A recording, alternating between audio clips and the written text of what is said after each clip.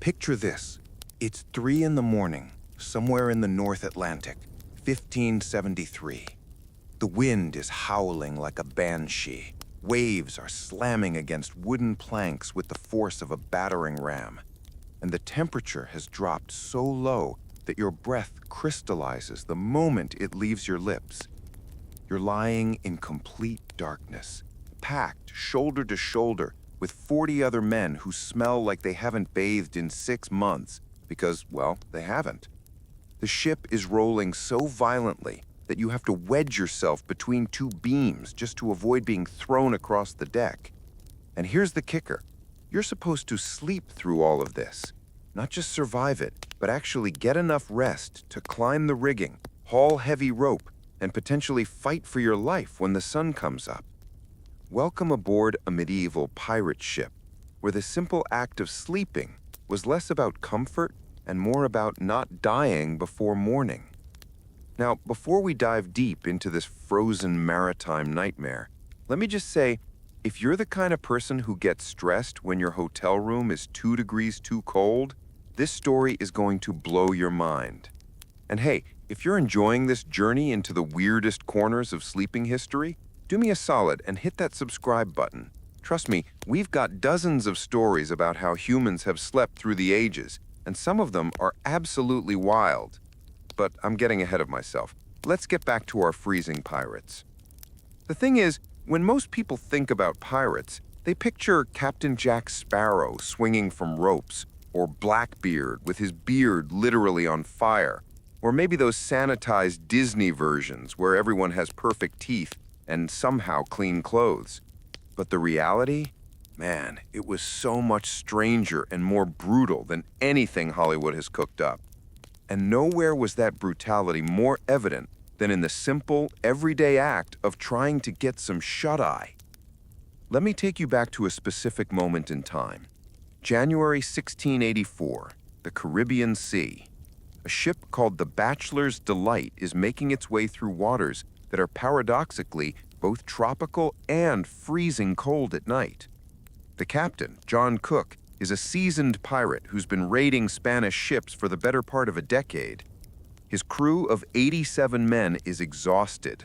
They've been at sea for 2 months straight, and the last raid didn't go as planned. 3 men are nursing gunshot wounds. 5 more are sick with what they're calling the flux, but is probably dysentery. And everyone, and I mean everyone, is desperate for sleep. But here's where it gets interesting. The ship has exactly 0 beds. Not a single mattress, not one proper hammock, nothing that any modern person would recognize as a place to sleep. The crew has to figure out every single night how to rest their bodies in conditions that would make a modern camping trip look like a 5-star resort. So how did they do it? How did these men, living in an era before modern insulation, before heated blankets, before even the basic understanding of hypothermia, manage to survive night after night in conditions that would literally kill an unprepared person within hours? The answer is going to surprise you because it involves some of the most ingenious, disgusting, and occasionally horrifying survival techniques ever developed by humans. And yeah, I'm going to tell you all of them. Let's start with the most basic question. Why were these ships so damn cold in the first place? I mean, we're talking about vessels that often sailed in tropical waters, right? The Caribbean, the coast of Africa, the South China Sea. These aren't exactly Arctic destinations. Well, here's the thing nobody tells you about wooden ships from this era. They were basically floating sieves. The technology for making truly watertight vessels didn't exist yet. Sure, shipwrights did their best with tar and oakum, which is this rope fiber made from old shredded rope mixed with pine tar, and they'd pound it into the seams between planks to create a seal. But that seal was never perfect. Water seeped in constantly, and with water came cold, bone-deep cold, that no amount of tropical sunshine could completely eliminate once the sun went down. And here's something that's going to bake your noodle. Even in warm climates, the middle of the ocean at night gets cold. like really cold. The water acts as this massive heat sink, sucking warmth out of the air. Modern sailors with all their fancy gear still deal with this, but imagine experiencing it in nothing but wool and linen, on a ship with no protection from the wind whatsoever. But wait, it gets worse. These ships, especially pirate vessels, were modified for speed and cargo space, not comfort. Most merchant ships of the era had at least some enclosed spaces below deck where crew could shelter. But pirates? They gutted those spaces to make room for stolen goods, extra weapons, and supplies for extended voyages. The result was ships with maximum exposure to the elements and minimum protection. One account from a pirate named William Dampier, who sailed in the 1680s and later wrote about his experiences, describes the nighttime conditions aboard his ship in detail. He talks about lying on the bare deck planks, with nothing between him and the wood except his clothes and maybe a piece of canvas if he was lucky. He describes how the cold would seep up through the planks, how the constant dampness would get into everything, and how men would wake up with their joints so stiff they could barely move. And this was a guy writing about relatively calm conditions. Imagine what it was like during a storm. But here's where the story gets really interesting. Because despite all of this, pirate crews didn't just survive, they thrived. These men would spend years at sea, raiding ships, exploring uncharted waters, and living to tell the tale. So clearly, they had figured something out.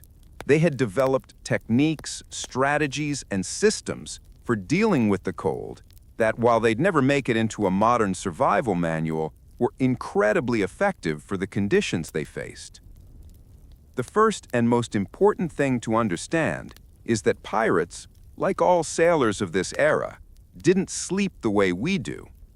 Our modern concept of sleeping, where you lie down for 7 or 8 hours in the same spot, would have seemed absolutely bizarre to them. Instead, they practiced what historians call segmented sleep or biphasic sleep, but with a maritime twist that made it even more complicated. See, on a pirate ship, you couldn't have everyone sleeping at the same time. That's just asking for disaster. Storms could blow in without warning, enemy ships could appear on the horizon, navigational decisions needed to be made constantly. So the crew was divided into watches, typically 2 or 3 different groups that would rotate throughout the day and night. If you were on the night watch, you might work for 4 hours, then get 4 hours to rest, then back to work for another 4 hours. But those 4 hours of rest didn't mean you got to sleep for 4 straight hours, not even close.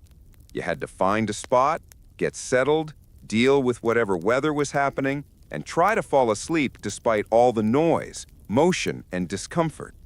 By the time you actually dozed off, you might only get 2 or 3 hours of actual sleep before it was time to get up again. This went on day after day, week after week, month after month. The cumulative sleep deprivation was staggering. Modern science has shown that chronic sleep deprivation can cause all sorts of problems, from impaired judgment to hallucinations to increased risk of accidents. And guess what? Pirate crews experienced all of that. The historical records are full of mentions of men seeing things that weren't there, making poor decisions during critical moments, and falling from rigging because they were simply too exhausted to hold on properly. But they adapted. The human body is remarkably resilient, and when you don't have any other choice, you learn to function on whatever sleep you can get. Pirates became masters of what modern military personnel call tactical napping. They could fall asleep anywhere, anytime, for any length of time, and wake up relatively functional. There's this account from a pirate named Bartholomew Sharp, who led a crew in the 1680s. He describes how his men could fall asleep while standing at their posts, how they'd lean against the mast with their eyes open, but their minds completely shut off. He talks about finding men asleep in the rigging, somehow maintaining their grip even in unconsciousness, and how the crew developed this unspoken agreement that you didn't wake a sleeping man unless it was absolutely necessary. Now, if you're still with me at this point, and I really hope you are because we're just getting to the good stuff, go ahead and drop a comment below. Tell me, what's the weirdest place you've ever fallen asleep? Because I guarantee it wasn't as weird as some of the spots these pirates managed to catch their Z's. All right, so we've established that pirates slept in shifts and had to grab rest whenever they could. But that still doesn't answer the central question. How did they keep from freezing to death? This is where things get really interesting, because the answer involves a combination of techniques that ranged from clever to disgusting to downright dangerous. Let's start with clothing, because that's the most obvious defense against cold, right? Well, here's the thing. Pirate clothing was not at all what you see in the movies. Those fancy coats and tricorn hats and leather boots, that was more of an officer thing, and even then, only sometimes. The average pirate crew member dressed in whatever they could steal, scavenge, or make from available materials. Typically, this meant wool, lots and lots of wool. And there's actually a good reason for that, because wool is one of the few materials that retains its insulating properties even when it's wet. Cotton, linen, leather, they all become basically useless once they're soaked through. But wool? Wool keeps you warm even when it's dripping. So pirates would wear multiple layers of wool clothing, and here's the kicker. They rarely, if ever, took it off. I'm talking months at sea without changing clothes.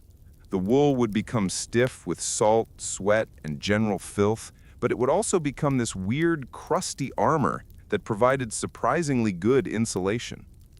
One account from a merchant sailor who was captured by pirates describes how the pirate crew all wore these wool jackets that were so stiff with grime they could practically stand up on their own. He talks about how the pirates smelled absolutely horrible, but also how they seemed completely unbothered by cold that had him shivering despite his cleaner, newer clothes. There's actually some science to back this up. That layer of grime and salt created additional wind resistance and helped trap heat close to the body. It's gross, but it worked. But clothing was just the first line of defense. The real key to surviving cold nights on a pirate ship was understanding how to use the ship itself as shelter. And this is where things get really creative. See, a wooden ship, despite all its openness and exposure, has warm spots, places where the structure itself provides protection from wind, where body heat can accumulate, where the constant motion of the ocean doesn't directly assault you. Pirates became experts at finding these spots and defending them fiercely. The most prized sleeping location on any ship was the area around the galley, which is the ship's kitchen. The galley had a fire, obviously for cooking, and even though that fire would be extinguished at night in calm weather, it was often kept burning low during cold nights or rough weather. The bricks or stones that formed the galley's firebox would retain heat for hours, radiating warmth into the surrounding area. Men would literally fight for the privilege of sleeping near the galley. Ship's logs and personal accounts from this era are full of mentions of disputes, sometimes violent ones, over sleeping spots near the heat source. On some ships, the captain had to establish a rotation system where different crew members got access to the warm spots on different nights just to prevent constant fighting. But there were only so many spots near the galley, and most of the crew had to find alternatives.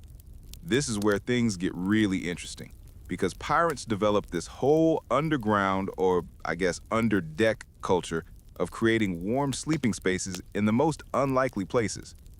One popular spot was deep in the hold, down among the cargo and provisions. Now, you might think that would be colder, being so far from any heat source, but actually, the opposite was true. The hold was below the waterline, which meant it was insulated by the ocean itself. And while ocean water is cold, it's actually warmer than the air temperature on a cold night.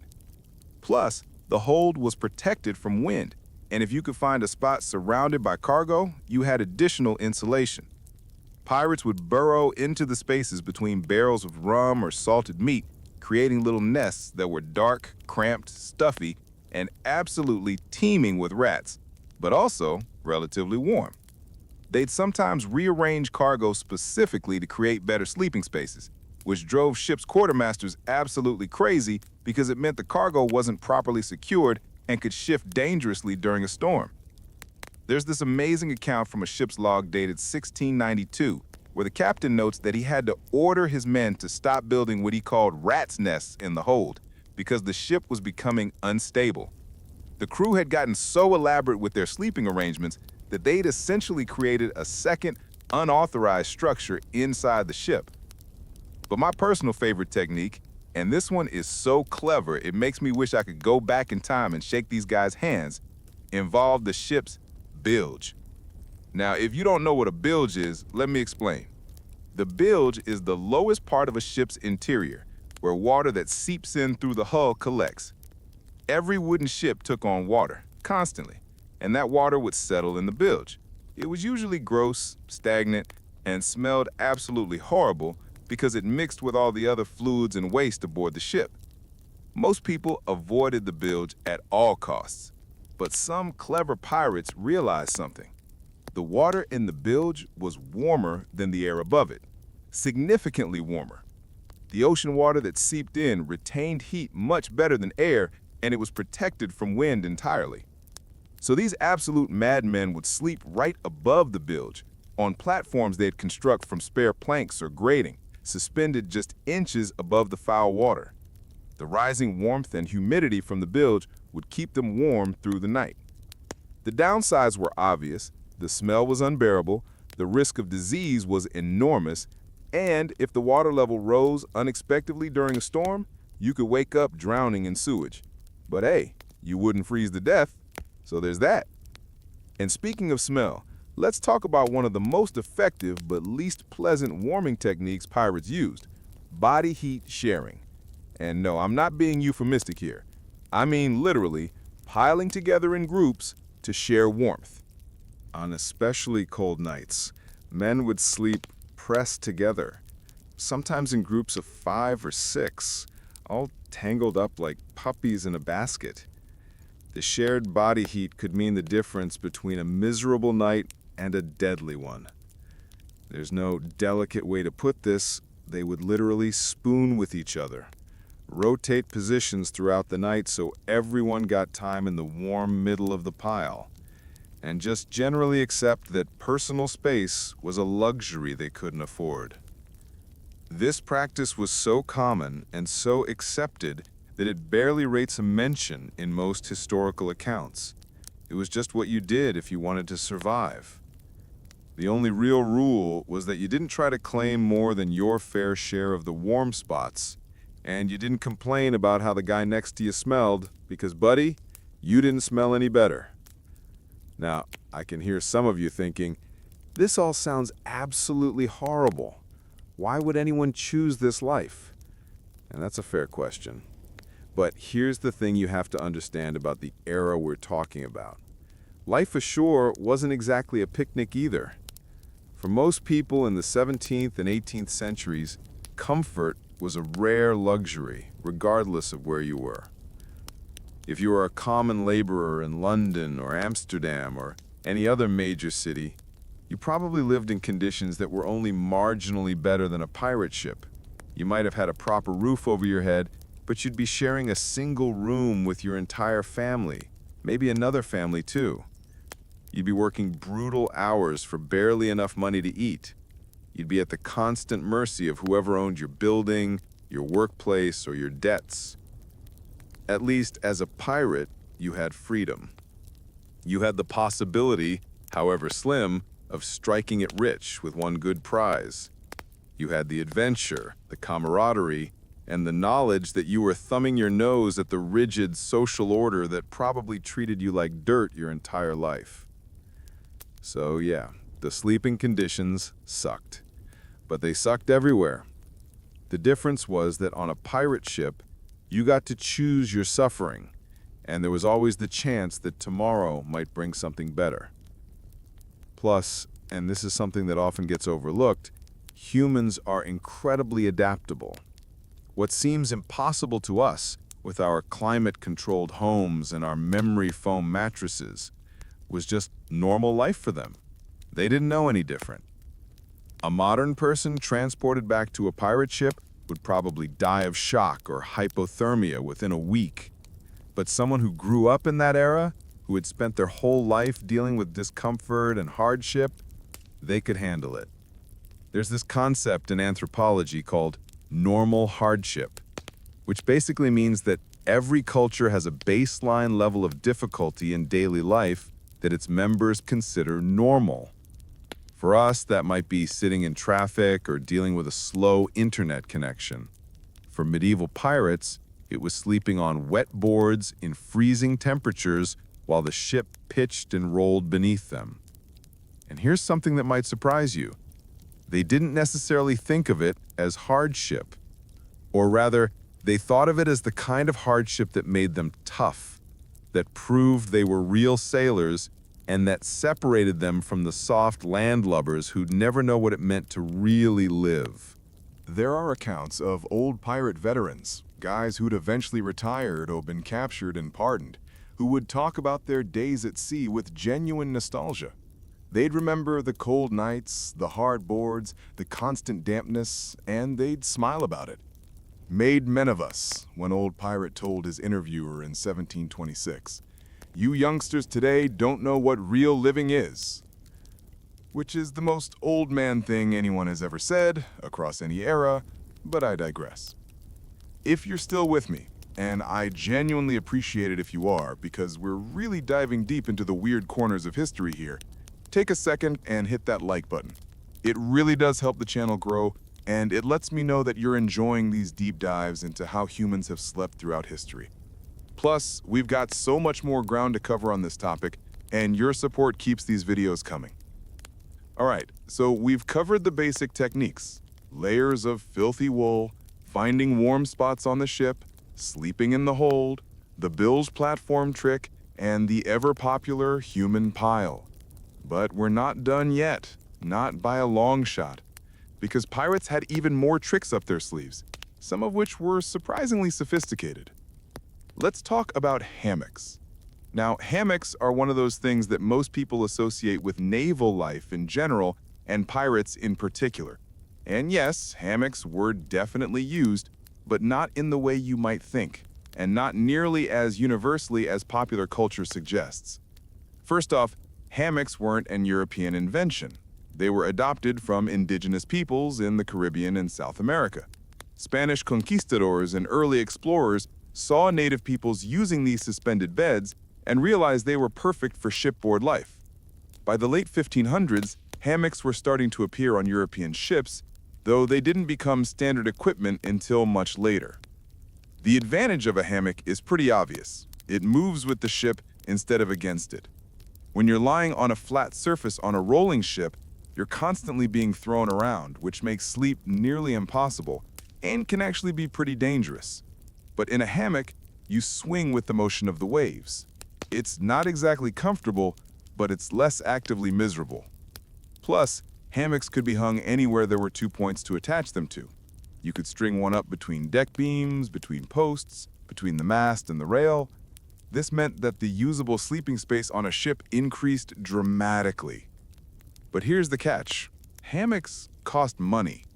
They had to be made from rope or canvas, both of which were valuable commodities aboard ship. And pirate vessels, despite what the movies show, were often operating on extremely tight budgets. Every piece of rope had multiple potential uses, and using it for something as frivolous as personal comfort wasn't always a priority. So hammocks on pirate ships were often a privilege, not a right. Senior crew members, guys who'd been with the crew for a long time or who had special skills, might have their own hammocks. Everyone else was sleeping on whatever surface they could claim. And even if you did have a hammock, it wasn't exactly a ticket to Comfort Town. Hammocks in this era were rough, scratchy things. They'd be made from old rope, often spliced together from damaged rigging, and they'd have all the give and comfort of sleeping in a fishing net because that's essentially what you were doing. Plus, there's a learning curve to sleeping in a hammock. You can't just lie down in one, you'll flip right out. You have to lie at an angle, which takes some getting used to. First-time hammock users would regularly fall out, sometimes injuring themselves in the process. There are accounts of new crew members who were so afraid of falling out of their hammocks that they tied themselves in, which was actually a terrible idea, because if the ship capsized or caught fire, being tied into your hammock meant you were probably gonna die. But experienced sailors loved their hammocks, to the point where they'd become fiercely protective of them. A sailor's hammock was often one of his few personal possessions, something he'd carried from ship to ship, customized and broken in over years of use. Stealing another man's hammock was considered one of the worst violations aboard ship, and could lead to serious violence. There's this great story from a pirate ship called the Ranger, operating in the 1720s under Captain Charles Vane. One of the crew members, a guy named Thomas Morris, had his hammock stolen one night while he was on watch. When he got off duty and discovered it was gone, he went absolutely berserk. He pulled a knife and threatened to kill whoever had taken it. The situation got so heated that the captain had to intervene, and he ordered the entire crew assembled to figure out who the thief was. Turned out, it was a new recruit who genuinely didn't understand the social rules aboard ship. He'd seen an empty hammock and figured it was up for grabs. The captain, in a rare moment of mercy, let the guy off with a warning and a beating instead of the more traditional punishment of keel hauling or marooning. But the message was clear: you don't mess with a man's sleeping arrangements.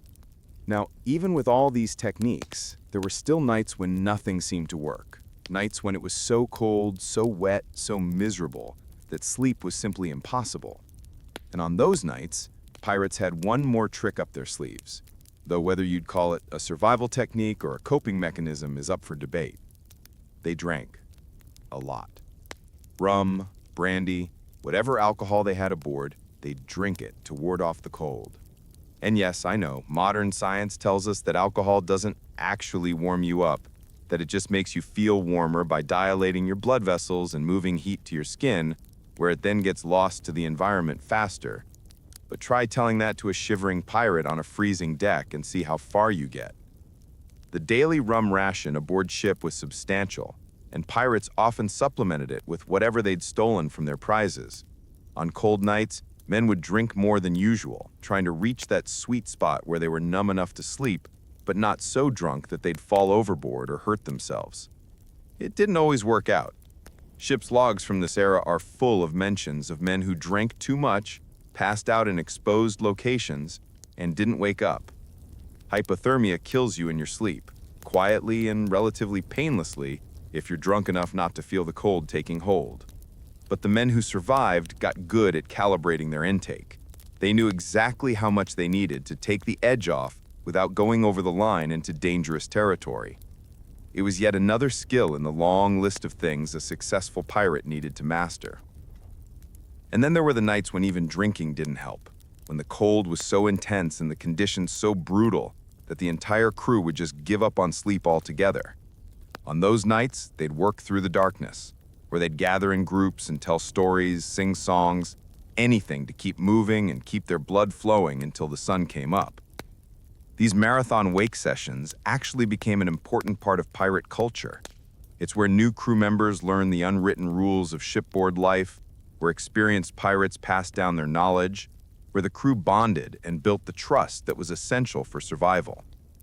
There's an account from William Dampier, again, because this guy was just incredibly detailed in his observations, where he describes a night off the coast of Chile, where the temperature dropped so low that ice formed on the deck. The entire crew stayed awake from sundown to sunup, pressed together for warmth, telling stories and singing to keep spirits up. He describes how they'd rotate positions every half hour, with the guys on the outside of the group moving to the warm center, and the guys in the middle moving to the edge, a constant circulation that kept everyone alive. When dawn finally came and the sun started to warm the ship, Dampier notes that 3 men still died. They'd made it through the night, but had been so weakened by the cold that their bodies just gave out. The crew wrapped them in canvas and slid them over the side without ceremony, because that's just what you did. Death was a constant companion on these voyages, and you learned not to dwell on it. But the rest of the crew survived, and within a few hours of the sun being up, they were back to their regular duties as if nothing had happened. Because that's what you did. You survived the night, buried the dead, and moved on. Now, I want to take a moment to talk about something that's going to sound completely insane, but was actually a real phenomenon. Some pirates claim to prefer the cold nights. I know, it sounds crazy, but hear me out. In tropical waters, particularly in the Caribbean and along the African coast, heat could be just as much of a problem as cold. During the day, the deck of a wooden ship would become so hot you could barely stand on it with bare feet. Below deck was even worse, with temperatures regularly exceeding 100 degrees Fahrenheit and humidity so thick you could barely breathe. Men would collapse from heat exhaustion regularly. More sailors died from heat-related illness than from cold during summer months in tropical waters. And when you're that hot, sleep is just as impossible as when you're freezing. So some pirates, particularly ones who'd spent years in tropical regions, actually looked forward to the occasional cold night. They'd see it as a break from the oppressive heat, a chance to sleep more comfortably than they had in months. They'd bundle up in whatever warm clothes they had and consider it a pleasant change of pace. One pirate, a Frenchman named Jean Barre, who operated in the Caribbean in the 1680s, wrote in his journal about preferring winter raids specifically because the nights were more comfortable. He describes sleeping on deck wrapped in a wool blanket and feeling more rested than he had in the middle of summer when he'd lie awake sweating and fighting off mosquitoes. It's all relative, you see. When your baseline is constant discomfort, a different kind of discomfort can actually seem like an improvement. And that brings me to something I think is really important to understand about this whole topic. Pirates weren't just surviving despite the horrible sleeping conditions. In many ways, those horrible conditions were part of what made pirate crews so effective. Think about it. If you can sleep on a rolling, freezing, wet deck surrounded by strangers who smell like death, you can handle pretty much anything. The same mental toughness that got you through a cold night made you better in battle, better at enduring long voyages, better at dealing with the countless other hardships that came with the pirate life. It was like the world's worst boot camp, running constantly, and the men who survived it were genuinely some of the toughest humans who ever lived. They had to be. There was no room for weakness aboard a pirate ship, and the nightly struggle to survive the cold was just one of many tests that separated those who could handle the life from those who couldn't. I want to share one more account before we move on to the next part of our story, because I think it really captures the spirit of what we're talking about here. This comes from a man named John King, who was a pirate aboard Samuel Bellamy's ship, the Ouida, in 1717. King was unusual in that he'd been a gentleman before turning to piracy. He came from a relatively wealthy family and had experienced comfort in his youth. In a letter he wrote to his brother, which was discovered years later, he describes his first night aboard a pirate ship and his shock at the sleeping conditions. He talks about looking for his cabin and being laughed at by the crew. There was no cabin. He talks about asking where the beds were and being pointed to the bare deck. He describes lying down that first night, shivering in the cold wind, unable to believe that this was how men actually lived. But then, and this is the interesting part, he describes how within a few weeks he'd completely adapted. He says he could fall asleep anywhere, that the cold barely bothered him, that he'd become, in his words, more beast than man, and yet more alive than ever before. That last phrase really stuck with me. More alive than ever before. Despite all the suffering, or maybe because of it, there was something about the pirate life that made men feel intensely present, intensely engaged with their existence in a way that comfortable civilization never did. And that, I think, is part of why these stories are so fascinating to us today. We live in an era of unprecedented comfort, where we can control our sleeping environment down to the exact degree, where we have mattresses designed by sleep scientists and weighted blankets and white noise machines. And yet, there's something compelling about these stories of men who had none of that and survived anyway. It's not that we want to go back to those conditions. Obviously, progress is good and comfort is good. but there's something in us that responds to tales of human endurance, of people pushing through incredible hardship and coming out the other side. All right, we're about to get into some even more fascinating territory, but real quick, if you haven't already, smash that subscribe button and ring the notification bell. We publish these deep dives into sleep history regularly, and trust me, the stories only get weirder from here. Plus, drop a comment and let me know what aspect of pirate life you'd like to hear about next. I read every comment, and your suggestions help shape future content. Now, let's talk about something that's going to sound completely bizarre, but was actually a serious concern aboard pirate ships: the danger of sleeping too well. Yeah, you heard that right. In an environment where getting any sleep at all was a challenge, there was actually such a thing as sleeping too deeply, and it could get you killed. See, on a ship, especially a pirate ship where discipline was often looser than on naval vessels, you needed to maintain a certain level of awareness even while sleeping. Storms could blow in suddenly, requiring all hands on deck. Enemy ships could appear. Someone could fall overboard and need help. If you were so deeply asleep that you couldn't be roused quickly, you were not just useless in an emergency, you were a liability. There are multiple accounts of men who were such heavy sleepers that they had to be beaten or doused with cold water to wake them, and these guys were not popular with their crewmates.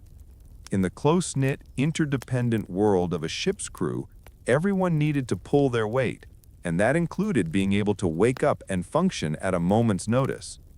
Some crews actually developed a tradition where heavy sleepers would be assigned a wake man, another crew member whose job it was to make sure they got up when needed. But this was seen as a mark of shame, something that implied you couldn't handle the basic requirements of shipboard life. Interestingly, this need for vigilant sleeping created its own set of skills.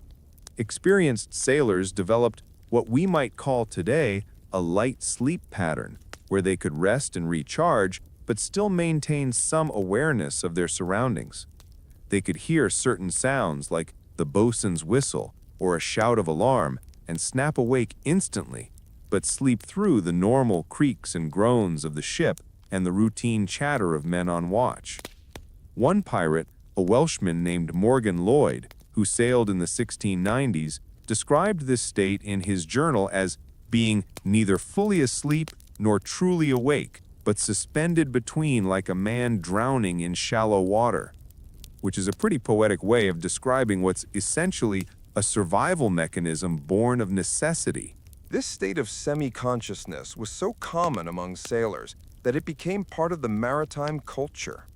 Experienced pirates could hold conversations in their sleep, respond to simple questions, even perform basic tasks like adjusting their position or pulling a blanket tighter, all without fully waking up. Modern sleep science has actually studied this phenomenon, and it turns out that people can train themselves to maintain partial awareness during certain stages of sleep. It's not healthy long-term, and it doesn't provide the same restorative benefits as deep sleep, but it's possible, and for pirates, it was necessary. But here's where things get really dark. Sometimes, the need to stay alert while sleeping wasn't about responding to emergencies, it was about not getting murdered. We need to talk about the reality of violence aboard pirate ships because it's relevant to our discussion of sleeping conditions in ways that might not be immediately obvious. Pirate ships, despite the romantic image of democratic brotherhood that some historians like to push, were often incredibly violent places. Yes, they had their codes and their articles and their elected captains, but they also had a lot of desperate, violent men crammed into a small space with no escape and minimal authority structure. Disputes over sleeping spots, as we mentioned earlier, could turn deadly, but so could disputes over pretty much anything: shares of plunder, perceived insults, gambling debts, you name it. And the most vulnerable time for any man aboard ship was when he was sleeping. There are documented cases of pirates being stabbed or strangled in their sleep Their bodies quietly slipped overboard before morning so that it would appear they'd fallen off the ship accidentally. Some crews had such that they instituted rules about where weapons could be kept, with knives and pistols required to be stored in a common area during sleeping hours. But rules are only as good as their enforcement, and on a pirate ship, enforcement was often spotty at best. So men learned to sleep with one eye open, literally in some cases.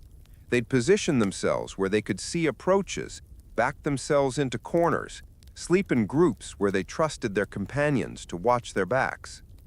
This constant vigilance, combined with all the other factors we've discussed, made genuine restful sleep almost impossible. And that brings us to one of the most fascinating and disturbing aspects of pirate life: the psychological effects of chronic sleep deprivation. Modern research has shown that sustained sleep deprivation can cause serious mental health issues. We're talking paranoia, hallucinations, impaired judgment, increased aggression, depression, and in extreme cases, complete psychotic breaks. And guess what? Pirates experienced all of these symptoms regularly.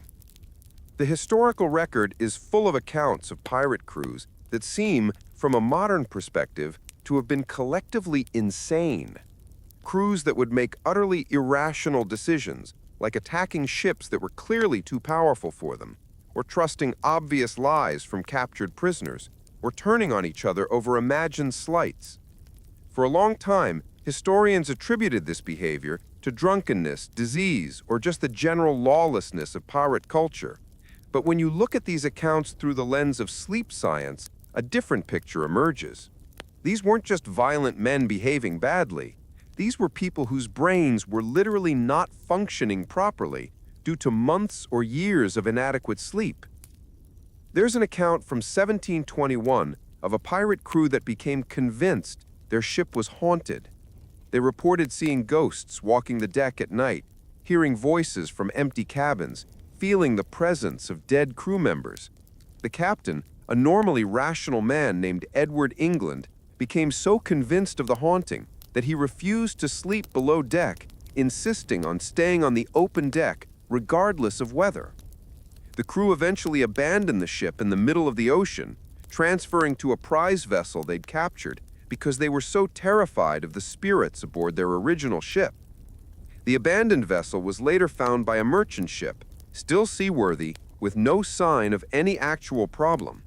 The crew had been hallucinating, almost certainly due to sleep deprivation combined with the stress and isolation of long months at sea. But the thing is, they didn't know that. They had no framework for understanding that their brains were malfunctioning. So they interpreted their hallucinations as real, and they made decisions based on that interpretation. And those decisions had real consequences. And it wasn't just dramatic cases like that.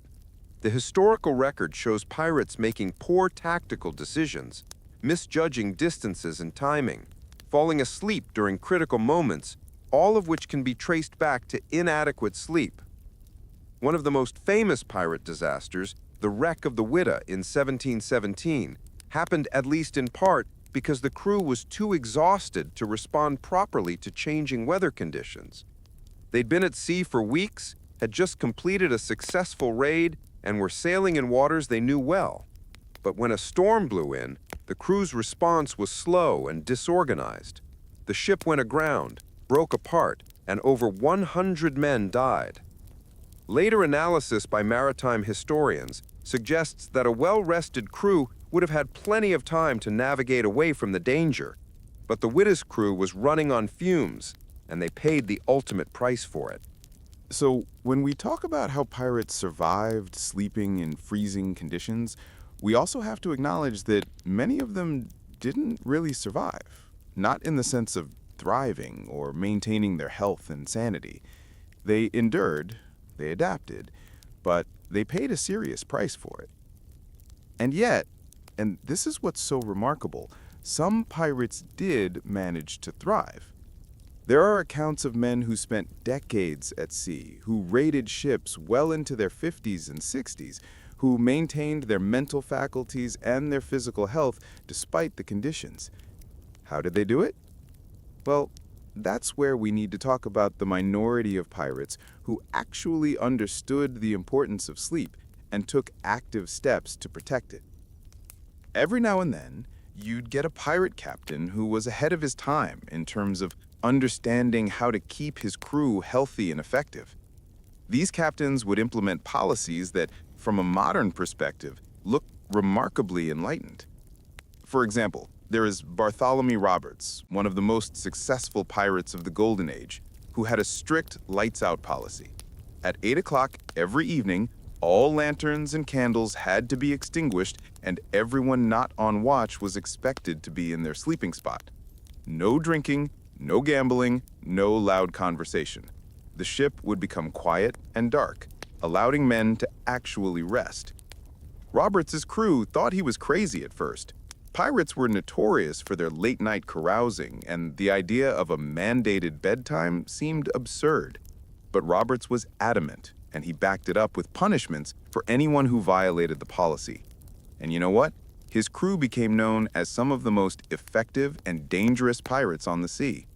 They could outsail and outfight crews that should have been their match, largely because they were better rested and more alert.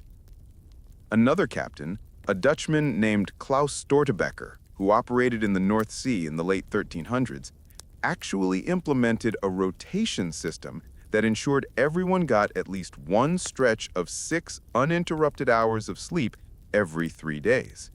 This was revolutionary for the time, and it required careful coordination and planning, but it meant his crew was significantly more effective than other pirate operations in the region. Stortebeker understood something that most of his contemporaries didn't. Well-rested men are better fighters, better sailors, and better at making the split-second decisions that meant the difference between success and failure in a raid. His crew was smaller than many others, but they punched way above their weight, and a big part of that was his attention to their rest. These enlightened captains were the exception, not the rule. But their success demonstrates that even in that brutal era, people who prioritized sleep could gain a significant advantage. Now, we need to talk about seasonal variations, because the sleeping conditions on a pirate ship changed dramatically depending on where you were and what time of year it was. In the North Atlantic during winter, which is where we started this story, the cold was the primary enemy. But in tropical waters during summer, the challenges were completely different. Instead of freezing, you were baking. Instead of bundling up, you were stripping down to the bare minimum of clothing that propriety and sun protection would allow. Sleeping on deck during a tropical night sounds nice, right? Warm breezes, starlight, the gentle rocking of the waves. And sometimes it was pleasant, but more often it was a nightmare for entirely different reasons than the cold. First, there were the mosquitoes. Oh man, the mosquitoes. In coastal waters, and especially near islands, the mosquitoes could be so thick that they'd literally cover every exposed inch of your skin. You'd try to sleep, and you'd be constantly swatting and scratching, unable to get any rest. Pirates didn't know about malaria or yellow fever or the other diseases that mosquitoes carried.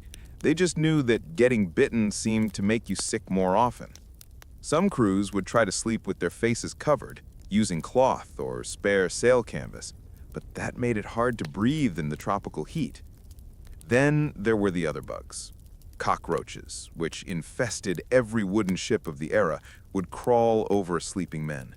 So would various beetles and ants and other insects that came aboard with provisions or smuggled themselves on during stops at tropical ports. And let's not forget about rats. Every ship had rats, hundreds of them, living in the hold and emerging at night to search for food.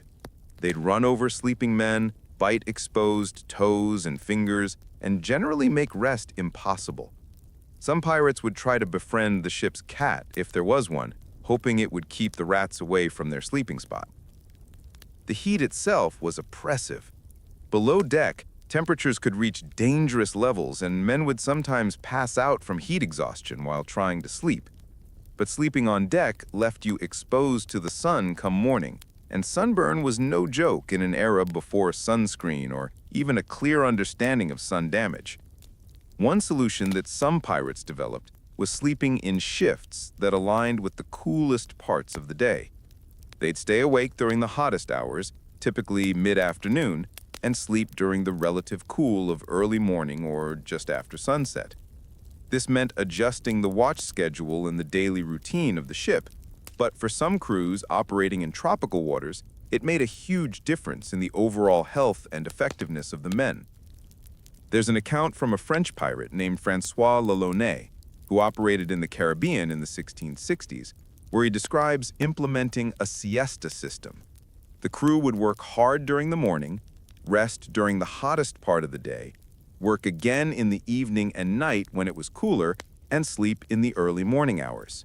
He claims this schedule allowed his men to work harder and recover faster than crews that tried to maintain a more traditional day-night schedule. Of course, this only worked when they weren't actively engaged in raiding or being chased. During combat or escape situations, everyone had to function regardless of the heat or the time of day. The seasonal variation also affected the types of sleeping arrangements that were practical. In cold weather, everyone wanted to be below deck, or at least sheltered from the wind. But in hot weather, below deck was torture, and everyone fought for spots on the open deck where there might be a breeze. This led to a constant reshuffling of the ship's sleeping arrangements throughout the year. Spots that were premium in winter became undesirable in summer, and vice versa. The social dynamics of the crew had to constantly adapt to these changing conditions. And if the ship moved from one climate to another, which was common for pirate vessels that ranged widely in search of prizes, the crew had to adapt their sleeping strategies accordingly. A crew that had spent months in the Caribbean would arrive in the North Atlantic and suddenly face freezing conditions they were unprepared for. The reverse was equally challenging, with crews from colder waters arriving in the tropics and having no idea how to cope with the heat and humidity. This adaptability, this ability to adjust to wildly different conditions, was one of the defining characteristics of successful pirate crews. The ones who couldn't adapt, who stuck rigidly to sleeping arrangements and strategies that didn't suit their current environment, tended to suffer higher rates of disease, desertion, and death.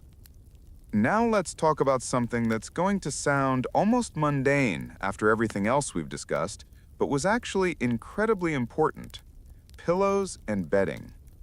You might think that pirates just went without, that they lay their heads directly on the hard wooden deck or on coiled rope. And many did, especially early in their careers or when resources were scarce.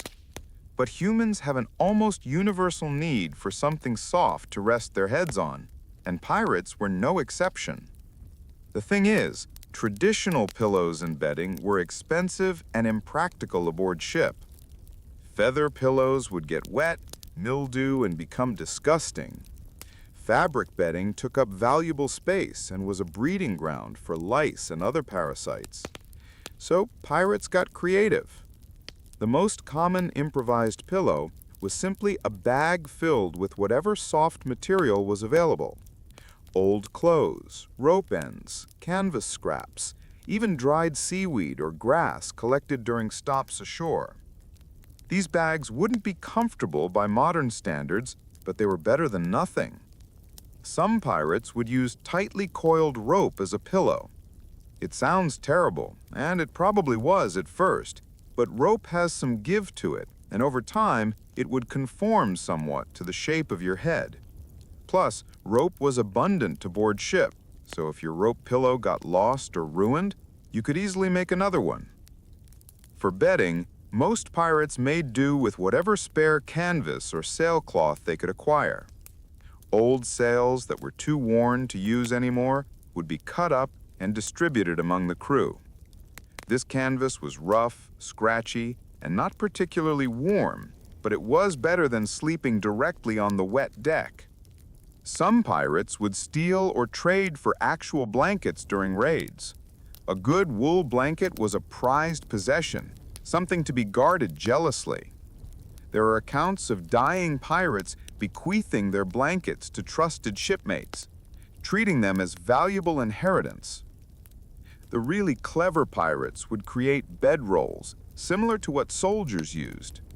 They'd take a piece of canvas, fill it with whatever insulating material they could find: straw, grass, old rope, even dried seaweed or grass collected during stops ashore. Then they'd roll it up during the day and unroll it at night. This created a slight barrier between them and the cold deck, and it could be easily moved to wherever they were sleeping that night. These bedrolls became personalized over time. A pirate might spend years with the same bedroll, patching it when it tore, adding to it when he could find better materials, and generally treating it as one of his most important possessions. When pirates were captured and their effects inventoried, these bedrolls were often listed prominently, sometimes even given monetary value. There's a great account from the trial of Captain Kidd in 1701, where one of the pieces of evidence against him was a detailed inventory of items aboard his ship when it was captured. Among the gold, jewels, and other treasure, the inventory lists 47 bedrolls, various condition, and notes that the crew had negotiated for 2 hours over who would get which bedroll before the ship was handed over to authorities. These men were about to be imprisoned, possibly executed, and they were arguing over bedding. That's how important these items were. But even with improvised pillows and bedrolls, sleeping aboard a pirate ship was never truly comfortable. It was always a compromise between multiple forms of discomfort, and the goal was just to minimize the misery enough to get some rest. Speaking of compromise, we need to talk about the concept of sleep debt, because pirates were basically living with a massive, never-ending sleep debt that modern science tells us should have killed them much faster than it did. Sleep debt is the cumulative effect of not getting enough sleep. If you need 8 hours of sleep per night, but only get 6, you accumulate 2 hours of sleep debt. Do that for a week, and you're 14 hours in debt. Modern research shows that sleep debt has serious health consequences: weakened immune system, slower reaction times, impaired memory and learning, increased risk of accidents, depression, anxiety, and a whole host of other problems. Now imagine accumulating sleep debt not for a week or even a month, but years. That's what pirates did. Between the watch schedule, the uncomfortable sleeping conditions, the constant danger, and all the other factors we've discussed, it was essentially impossible to get adequate sleep aboard a pirate ship. Modern sleep researchers would tell you that people living under those conditions should have been barely functional, sick all the time, and dying young. And you know what? Many of them were. The mortality rate among pirates was staggering, and while combat and disease get most of the attention, the cumulative effects of sleep deprivation probably contributed to far more deaths than we realize. But some pirates did adapt, and they did so in ways that modern science is only beginning to understand. The human body has more flexibility in its sleep requirements than we used to think. While 8 hours is optimal for most people, it's possible to function on significantly less, especially if you're able to catch short naps throughout the day. Pirates, often without realizing it, were practicing what's now called polyphasic sleep, where you take multiple short sleep periods instead of one long one. Modern research has shown that this can work, sort of, though it's still not as healthy as a good 8-hour stretch. The key is that pirates were napping constantly. Whenever they had a free moment, experienced pirates would close their eyes and grab 10 minutes, 20 minutes, whatever they could get. These micro sleeps added up over the course of a day, helping to pay down some of that sleep debt. There's this fascinating account from a merchant ship captain who had been captured by pirates and forced to sail with them for several months. He described how the pirates seemed to sleep all the time, just not for long stretches. They'd be working one moment, then sitting down with their eyes closed the next, then up and working again 10 minutes later. He found it bizarre and assumed they were just lazy, But what he was actually witnessing was a highly adapted sleep pattern. This constant napping was facilitated by the watch system we talked about earlier. Even when you weren't on watch, you weren't really off duty in the sense of having long stretches of completely free time. You were expected to help with various tasks, maintenance, repairs, and so on. But between tasks, experienced pirates would immediately find a spot and grab a quick nap. It became such an ingrained habit that many pirates reported having trouble sleeping normally when they eventually returned to land. Their bodies had adapted to this polyphasic pattern, and trying to sleep for 8 straight hours felt unnatural.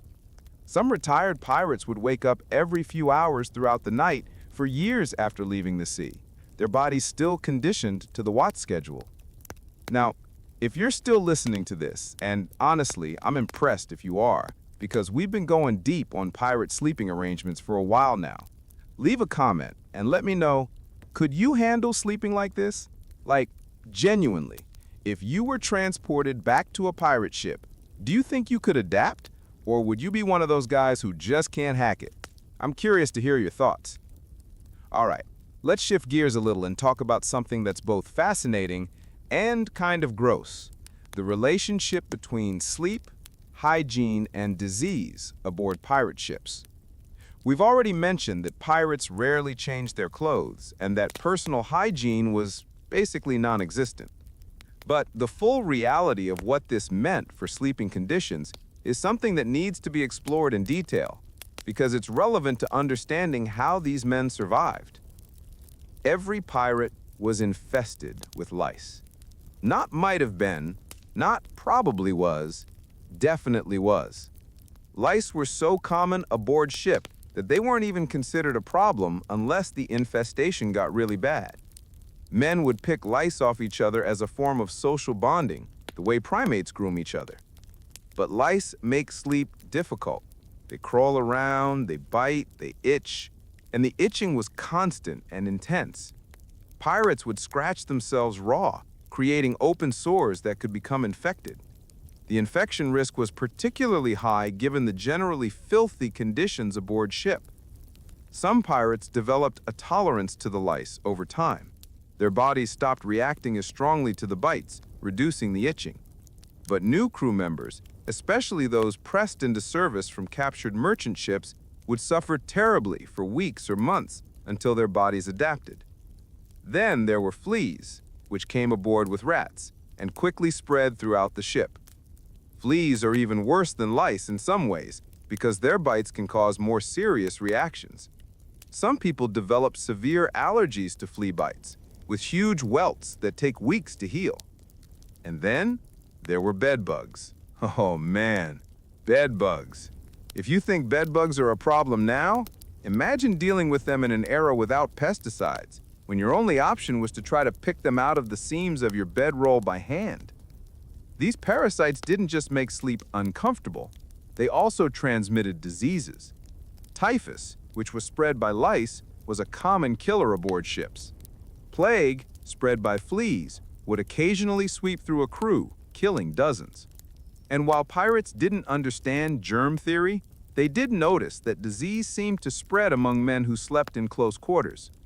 Some crews tried to implement basic hygiene measures to reduce disease. They'd mandate that bedding be aired out regularly, that the deck be swabbed with vinegar, which was believed to have cleansing properties, and that men with obvious infections be isolated from the rest of the crew. But these measures were often sporadic and dependent on having a captain or quartermaster who took health seriously.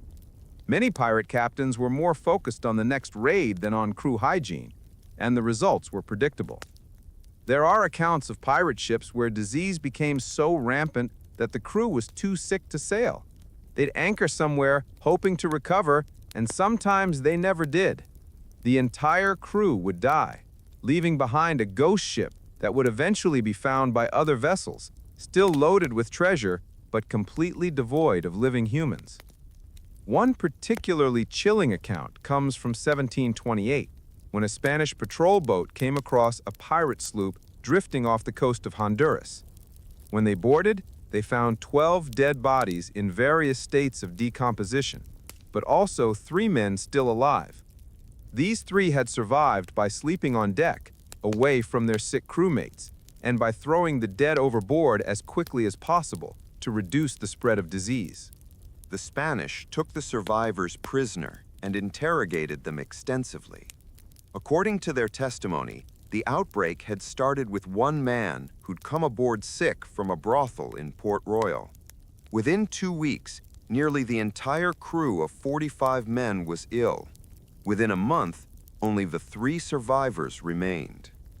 The disease, likely typhus or some other louse-borne illness, had spread because the men all slept in close quarters below deck, sharing bedding and clothing. The survivors had only made it because they'd recognized the danger early and isolated themselves, sleeping outside in the rain rather than risk infection. This story spread throughout the Caribbean pirate community and led to some changes in behavior. More crews started sleeping on deck when weather permitted, even though it meant dealing with cold and dampness. The fear of disease outweighed the discomfort of exposure. But old habits die hard, and many crews continued to sleep packed together below deck, because that's what they'd always done, and because the immediate discomfort of cold or heat was more motivating than the abstract risk of disease. This brings us to an interesting point about risk perception among pirates. Modern psychology has shown that humans are generally bad at assessing risks, particularly when immediate discomfort is weighed against long-term danger. Pirates were no exception. They'd risk deadly disease to avoid a cold night, even though logically, sleeping in the cold was much safer. This irrational risk assessment extended to other aspects of sleeping arrangements too. Pirates would fight to the death over sleeping spots, even though the difference between spots was often minimal. They'd refuse to adapt to new sleeping methods that might have been healthier because those methods felt strange or uncomfortable at first. Human nature hasn't changed much over the centuries, it turns out. We're still making decisions based on immediate comfort rather than long-term health. We're still resisting changes, even when those changes would benefit us, and we're still willing to take huge risks to avoid minor discomfort. Now let's talk about dreams, because the psychological life of pirates, particularly their dream life, is one of the least documented but most fascinating aspects of their experience. In an era when dreams were often believed to have prophetic or spiritual significance, the vivid and often disturbing dreams that resulted from sleep deprivation, stress, and the general trauma of pirate life must have been intense. There are scattered accounts in diaries and journals of pirates describing their dreams. Many reported nightmares about drowning, which makes sense given their occupation. Others describe dreams of their victims coming back for revenge, which suggests a level of guilt that challenges the popular image of pirates as heartless monsters. One particularly detailed account comes from a pirate named Thomas II, who kept a journal during his voyages in the 1690s. He describes recurring nightmares about being trapped below deck while the ship sank, unable to escape, watching the water rise slowly as he screamed for help that never came. II writes that these dreams became so intense that he developed a fear of sleeping below deck, even in calm weather. He would insist on sleeping on the open deck, even during storms, because at least there he felt like he had a chance of survival if something went wrong. His crew thought he was crazy, but II's fear was so profound that he couldn't overcome it. Interestingly, II eventually died at sea, though not by drowning. He was killed by a cannonball during a battle with a Mughal ship in the Red Sea. But his journal survived and provides a rare glimpse into the psychological toll that pirate life took on the men who lived it. Other pirates reported dreams of home, of families they'd left behind, of normal lives they'd abandoned for the sea. These dreams could be comforting or devastating, depending on the circumstances. Some men would wake from dreams of their mothers or wives in tears, overcome with homesickness and regret. There's an account from a pirate chaplain, yes, those existed, named John Quelch, who ministered to various crews in the early 1700s. He describes how men would sometimes wake from dreams so disturbed that they couldn't function for hours afterward. They'd sit on deck, staring at nothing, until the memory of the dream faded enough for them to return to their duties. Quelch attributed these dreams to spiritual forces, believing that God was sending messages or that the devil was tormenting the men for their sins. From a modern perspective, we'd recognize these as symptoms of trauma and sleep disorders, but Quelch's religious interpretation was the only framework available to him. One thing that stands out in these accounts is how often pirates dreamed about specific fears related to their sleeping conditions. Dreams of freezing to death, of being crushed by shifting cargo, of being attacked while helpless in sleep, of the ship breaking apart beneath them. These weren't abstract fears. They were real dangers that the men faced every night, and their subconscious minds were processing that constant threat. Some pirates developed rituals to ward off bad dreams or to invite good ones. They'd recite prayers or charms before sleeping, even those who claimed not to be religious. They'd position themselves in specific ways, believing it would influence their dreams. They'd avoid eating certain foods before sleep, thinking it caused nightmares. These rituals probably had no objective effect on dreams, but they gave the men a sense of control over an aspect of their lives that felt chaotic and frightening. And in a world where you had very little control over anything, that psychological benefit was probably worth it, even if the rituals themselves were useless. There's also evidence that some pirates deliberately used substances to influence their dreams or suppress them entirely. We've already talked about alcohol use, but pirates also had access to other drugs, particularly opium in various forms. Opium was common in maritime trade, especially for ships that operated in Asian waters. It was used medicinally to treat everything from dysentery to wounds, but pirates quickly discovered its recreational applications. A small dose of opium could help you sleep through conditions that would otherwise keep you awake, and it suppressed dreaming almost entirely. Some pirates became dependent on opium specifically to avoid nightmares. They dosed themselves before sleep, hoping for a dreamless night that would leave them at least somewhat rested. But opium addiction brought its own problems, including physical dependence, withdrawal symptoms, and impaired judgment that could be deadly in combat or during storms. There are accounts of entire crews becoming addicted to opium after raiding ships carrying large quantities of it. The crew's effectiveness would decline as more men became dependent on the drug, leading to failed raids, which led to more stress and more drug use in a vicious cycle that sometimes only ended when the crew was captured or killed. One particularly sad account comes from a Chinese pirate fleet operating in the South China Sea in the early 1800s. The fleet's leader, a woman known as Qing Shi, who commanded over 300 ships and 40,000 pirates, actually had to implement strict rules against opium use among her crews because the addiction problem had become so severe.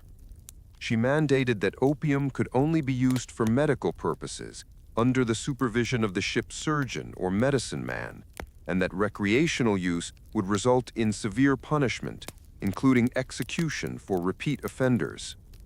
The fact that she had to implement such harsh measures tells you how serious the problem had become. But despite these risks, the lure of dreamless sleep was strong enough that men continued to seek out opium and other substances. The psychological toll of constant nightmares, combined with the physical exhaustion of inadequate sleep, made anything that promised relief seem worth the risk. Now, speaking of risk and danger, we need to talk about one of the most terrifying aspects of sleeping on a pirate ship, the very real possibility that you might not wake up. We've touched on this already, but it deserves a deeper look because the danger wasn't abstract. Pirates died in their sleep regularly, from causes ranging from the mundane to the bizarre. Hypothermia was probably the most common cause.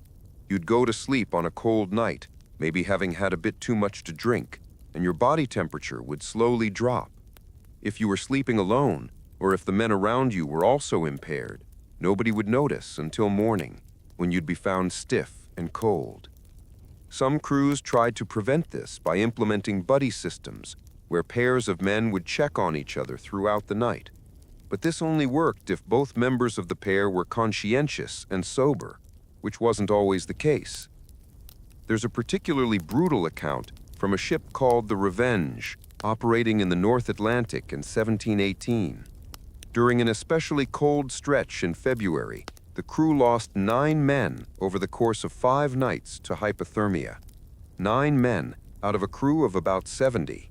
That's more than 10% of the crew lost not to combat or disease, but simply to cold. The captain, a man named John Martel, finally ordered that all sleeping arrangements be reorganized. Men were required to sleep in groups of at least 4, pressed tightly together, with regular checks by the watch to ensure everyone was still moving and breathing. He also instituted a rule that anyone found sleeping alone would be punished with flogging. These measures were harsh, but they worked. The crew made it through the rest of the winter without any more cold-related deaths, but the trauma of those 5 nights stayed with the survivors. Several of them later gave testimony about it during piracy trials, describing how they'd wake up pressed against a corpse, how they'd have to pry stiff fingers off their clothing, how the fear of dying in their sleep became so intense that some men would rather stand watch all night than lie down.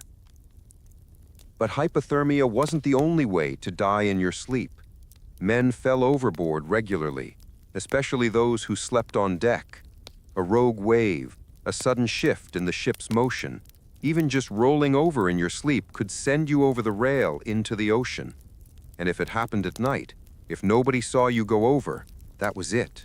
You were gone, and the crew might not even realize it until the next day when they did a hout count. Some ships tried to implement safety measures. They'd rig lines or nets along the rails to catch anyone who fell. They'd designate sleeping areas away from the edges of the deck. But these measures were never perfect, and the ocean claimed men regularly. There's a chilling account from a pirate named Samuel Burgess, who survived after going overboard in his sleep. He woke up in the water, had no idea how he'd gotten there, and had to tread water for nearly 6 hours before another ship in the fleet spotted him and picked him up. He was incredibly lucky. The water was relatively warm. It was daylight when he went over, so someone eventually saw him, and there were other ships nearby. Burgess describes the experience as terrifying beyond description. He talks about the moments after he woke up in the water, the confusion and panic, the realization that he was probably going to die. He describes treading water as his strength slowly faded, watching his ship disappear over the horizon, and accepting that this was how his life would end. When he was finally rescued, he was so exhausted and traumatized that he couldn't speak for days, and he never slept on deck again, regardless of how hot or crowded it was below. The fear was too intense. Falling cargo was another danger. The hold was packed with barrels, crates, and all manner of supplies, and if these weren't properly secured, they could shift when the ship rolled. Men sleeping in the hold could be crushed, suffocated, or seriously injured by shifting cargo. And then there was fire, which was every sailor's worst nightmare. Wooden ships packed with tar, rope, canvas, and often gunpowder were essentially floating fire hazards. A single carelessly placed candle, a spark from the galley fire, even a lightning strike could start a blaze that would consume the entire ship. If a fire started at night, sleeping men often didn't wake up in time to escape. They'd be overcome by smoke while still asleep, or they'd wake up confused and disoriented, unable to find their way through the smoke and darkness to safety. There are multiple accounts of pirate ships that burned at anchor, with most of the crew dying in their sleep. The few survivors would describe the horror of waking to flames and screaming, of trying to navigate through burning corridors, of watching shipmates die because they couldn't be woken up in time. One account from 1695 describes a pirate ship anchored off the coast of Madagascar. A fire started in the galley late at night and spread rapidly. Of the 83 men aboard, only 19 made it off the ship alive. The rest either died in their sleep from smoke inhalation or were trapped below deck and burned to death. The survivors described hearing screams from below deck, men who'd woken up but couldn't escape because the passages were blocked by flame.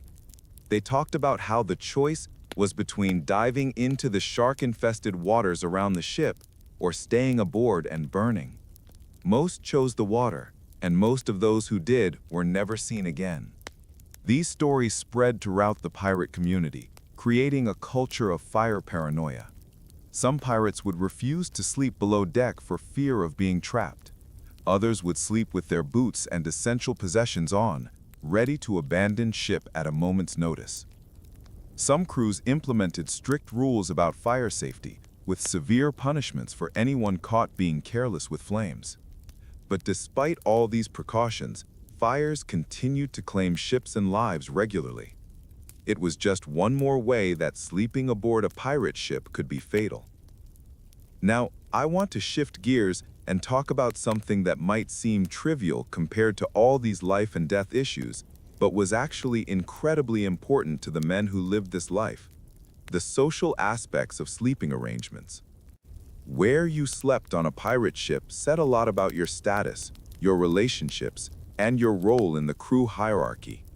The sleeping arrangements were a physical map of the ship's social structure, and understanding that structure is key to understanding how pirate crews functioned. At the top of the hierarchy was the captain, who typically had private sleeping quarters. This wasn't a huge space, usually just a small cabin with a built-in bunk, but it was private, which on a pirate ship was an incredible luxury. The captain's cabin was usually at the stern of the ship, which was the most stable area and often the warmest.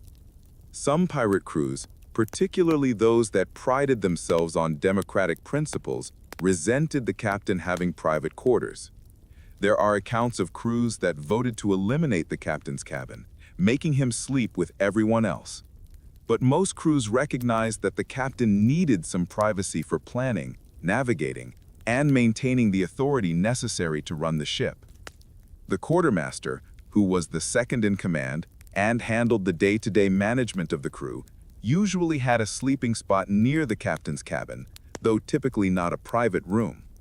This proximity to the captain was both practical, allowing for easy communication, and symbolic, showing the quartermaster's elevated status. The ship's surgeon, if there was one, often had a small private space, or at least a semi-private area curtained off from the rest of the crew. This was partly for medical reasons, giving him space to treat patients and store medical supplies, but it was also a status symbol. Surgeons were valuable and relatively rare, and giving them decent sleeping quarters was a way to keep them happy and loyal. The ship's carpenter and gunner, other specialized crew members whose skills were crucial to the ship's operation, would typically have preferred sleeping spots, even if they weren't private. They might get a spot near the galley or a corner of the hold that was more spacious than average, or some other perk that recognized their importance. Common crew members, the majority of the ship's complement, had to negotiate for sleeping spots based on their personal relationships, their length of service, and their willingness to fight for prime real estate. This negotiation was constant and could be a source of ongoing tension. There's this fascinating account from a pirate named John Phillips, who sailed in the 1720s. He describes in his journal how sleeping arrangements on his ship changed constantly, based on shifting alliances and rivalries within the crew. One week, a particular spot might be occupied by a group of friends who'd served together for years. The next week, after a falling out over gambling debts or a woman at port, that group would split up and the sleeping arrangements would completely reorganize. Phillips describes it as a constant low-level struggle for position, both physical and social. Where you slept indicated who you were allied with, who you trusted, and where you stood in the crew's pecking order. To an outsider, the sleeping arrangements might have looked random, but to the crew, they were a complex map of relationships and power dynamics. New crew members, whether volunteers or pressed men from captured ships, had the worst sleeping arrangements initially. They'd get whatever spot was left over, usually the coldest, wettest, most uncomfortable areas of the ship. This served multiple purposes. It put new guys through a trial by fire, testing whether they could handle the conditions. It kept them away from the ship's most sensitive areas, and it gave them something to aspire to, a reward for proving themselves and moving up in the hierarchy. Some new crew members couldn't handle the horrible sleeping conditions and would desert at the first opportunity. Others would tough it out, earn respect through their work and conduct, and eventually be granted better sleeping arrangements as a visible sign of their acceptance into the crew. There's an account from a merchant sailor named Henry Watson, who was pressed into service aboard a pirate ship in 1716. He describes his first month aboard as a living hell, sleeping in a spot in the hold that was underwater whenever the ship rolled to starboard. He was constantly wet, constantly cold, and constantly miserable.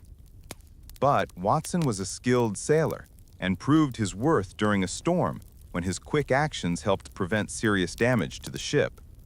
After that, the crew's attitude toward him changed. He was offered a better sleeping spot, not the best, but significantly improved from where he'd been.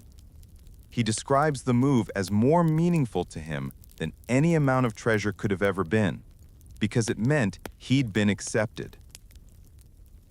This use of sleeping arrangements as both punishment and reward was a key tool in maintaining order aboard ship. Without the formal discipline structure of a naval vessel, pirate captains had to rely on more subtle methods of control.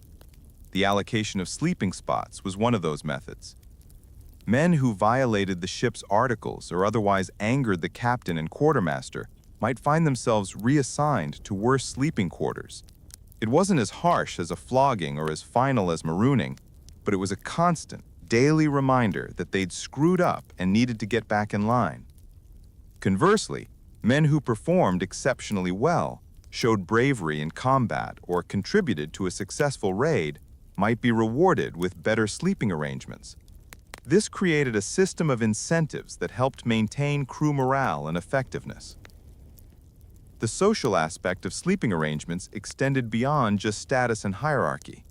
The men you slept near became your closest associates, your tribe within the larger crew. You'd watch each other's backs, share resources, and develop the kind of bonds that can only form between people who've endured hardship together.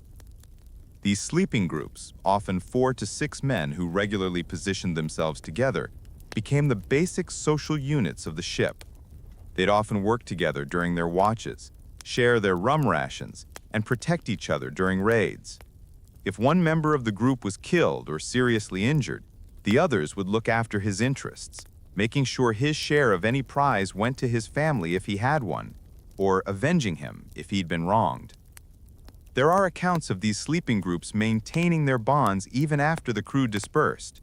Men who'd slept shoulder to shoulder through cold nights and storms would seek each other out in port, would join the same new crews, would remain connected for life.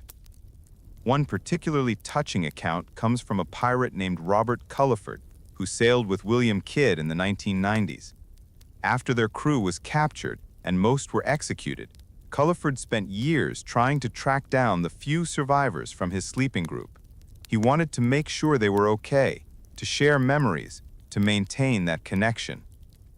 He eventually found 2 of them living in Boston, having given up piracy and settled into legitimate lives. Culliford visited them multiple times, bringing gifts and sharing stories. When Culliford himself was finally captured and executed in 1700, those 2 men were among the witnesses at his hanging, paying their respects to a friend who'd once kept them warm through countless freezing nights. This emotional dimension of sleeping arrangements is something that often gets overlooked in historical accounts, but it was real and important. The bonds formed during those vulnerable sleeping hours, when men were literally depending on each other for warmth and survival, were among the strongest in pirate society. Now, before we move on to the next section, and trust me, we've still got a ton to cover because pirate sleeping conditions are way more complex than you'd think. Go ahead and leave a comment telling me what surprised you most so far. Was it the human pile thing? The bilge platform? The social hierarchy? I'm always curious what aspects of these historical deep dives resonate with people. All right, let's talk about something that's going to sound really specific, but was actually a huge deal. The difference between sleeping at anchor versus sleeping while underway. These were completely different experiences, and crews had to adapt their sleeping strategies accordingly. When a ship was at anchor, usually at a hidden cove or a friendly port, the sleeping conditions improved dramatically. The ship wasn't moving, which meant you didn't have to brace yourself constantly against the roll and pitch. You could actually relax, spread out a bit, and get something approaching genuine rest. Crews would take advantage of anchored periods to catch up on sleep, sometimes spending days doing little besides sleeping, eating, and recovering from whatever ordeal had preceded the stop. These rest periods were crucial for maintaining the crew's health and effectiveness. But even at anchor, there were challenges. Many pirate hideouts were in remote locations, chosen specifically because they were hard to reach and easy to defend. This often meant they were in areas with lots of mosquitoes, hostile indigenous peoples, dangerous animals, including crocodiles and large cats. Despite these hazards, the pirates preferred sleeping ashore to sleeping aboard ship whenever possible. At least on land, you could build a fire, sleep on ground that wasn't moving, and have space to spread out. Even with all the dangers, dry land was preferable to the constant motion and cramped conditions aboard ship. But captains were often reluctant to let crews go ashore, especially at stops that weren't secure.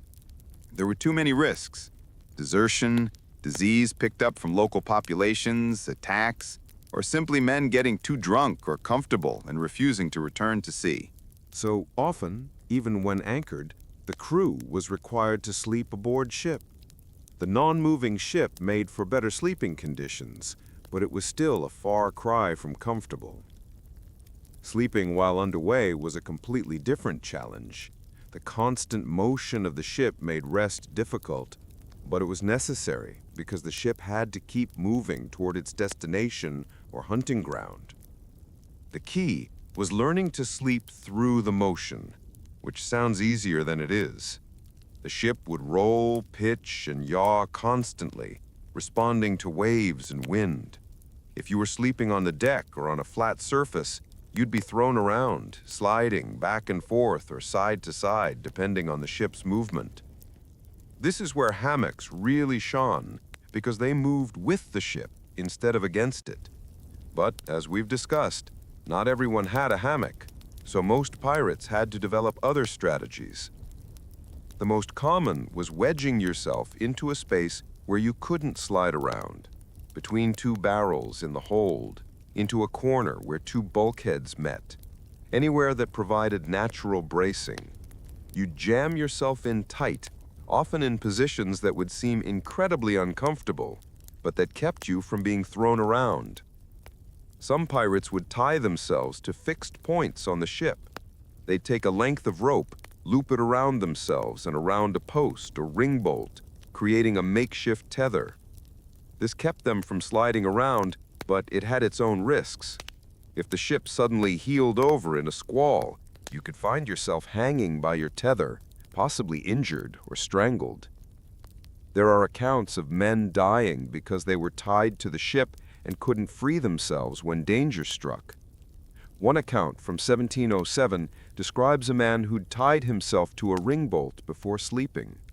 During the night, a wave swept across the deck and the man was washed toward the rail but held by his tether. The rope caught around his neck and he strangled to death before anyone could cut him free. After incidents like this, some crews banned the practice of tying yourself down, but the alternative was being thrown around the ship, which came with its own risks of injury. Pirates had to constantly weigh competing dangers and make choices that might save their lives or end them. The motion of the ship also affected dreams and sleep quality. Modern research has shown that motion during sleep can disrupt sleep cycles, preventing deep sleep and leading to more wakefulness. Pirates didn't know the science, but they experienced the effects. Sleep while underway was always more fragmented, less restful, and left men feeling groggier upon waking. There's a phenomenon that modern sailors experience and that pirates would have dealt with too: mal de débarquement, or sickness of disembarkation. After spending extended periods on a moving ship, your body adapts to the constant motion. When you finally step onto solid ground, it feels like the ground is still moving. This can last for days or even weeks. Pirates experiencing mal de débarquement would have had trouble sleeping on shore because the stillness felt wrong. Their bodies expected motion, and the lack of it was disturbing. Some accounts describe pirates sleeping better on a ship than on land because their bodies had become so adapted to the motion that it felt normal, necessary even. This adaptation went both ways. When pirates first came aboard ship after time on shore, they'd struggle with the motion. They'd be seasick, disoriented, unable to sleep. But after a few days or weeks, their bodies would readjust, and the motion would once again feel natural. The constant back and forth between ship and shore, motion and stillness, kept pirates in a state of perpetual adjustment. Their sleep patterns never fully stabilized because the conditions kept changing. This chronic instability likely contributed to the psychological issues we discussed earlier. Now, let's talk about storms, because sleeping through a storm at sea is an experience that's hard to even imagine if you haven't lived it. During a storm, sleep became nearly impossible, but also more necessary than ever. The crew would be working almost constantly, managing sails, bailing water, trying to keep the ship under control. The few hours when you weren't actively working were crucial for rest, but the conditions made actual sleep almost impossible. The ship would be pitching and rolling violently. Water would be washing across the deck, soaking everyone and everything. The wind would be howling so loud you couldn't hear yourself think. The entire ship would be creaking and groaning as the wood flexed under the strain, sounds that you could convince you the vessel was about to break apart at any moment. And yet, exhausted men would try to sleep through this. They'd wedge themselves into the most protected spots they could find, usually deep in the hold, and try to grab whatever rest they could. The fear during these attempts at sleep was intense. You knew the ship might break apart. You knew that if it did, being below deck meant you'd probably drown before you could escape. But you were so exhausted that you'd try to sleep anyway, because if you didn't get some rest, you wouldn't be functional when your watch came up, and that could be just as deadly. There are multiple accounts of pirates sleeping through storms that they were absolutely certain would kill them. They lie down in the hold, convinced these were their last moments, and somehow fall asleep anyway because their bodies demanded it.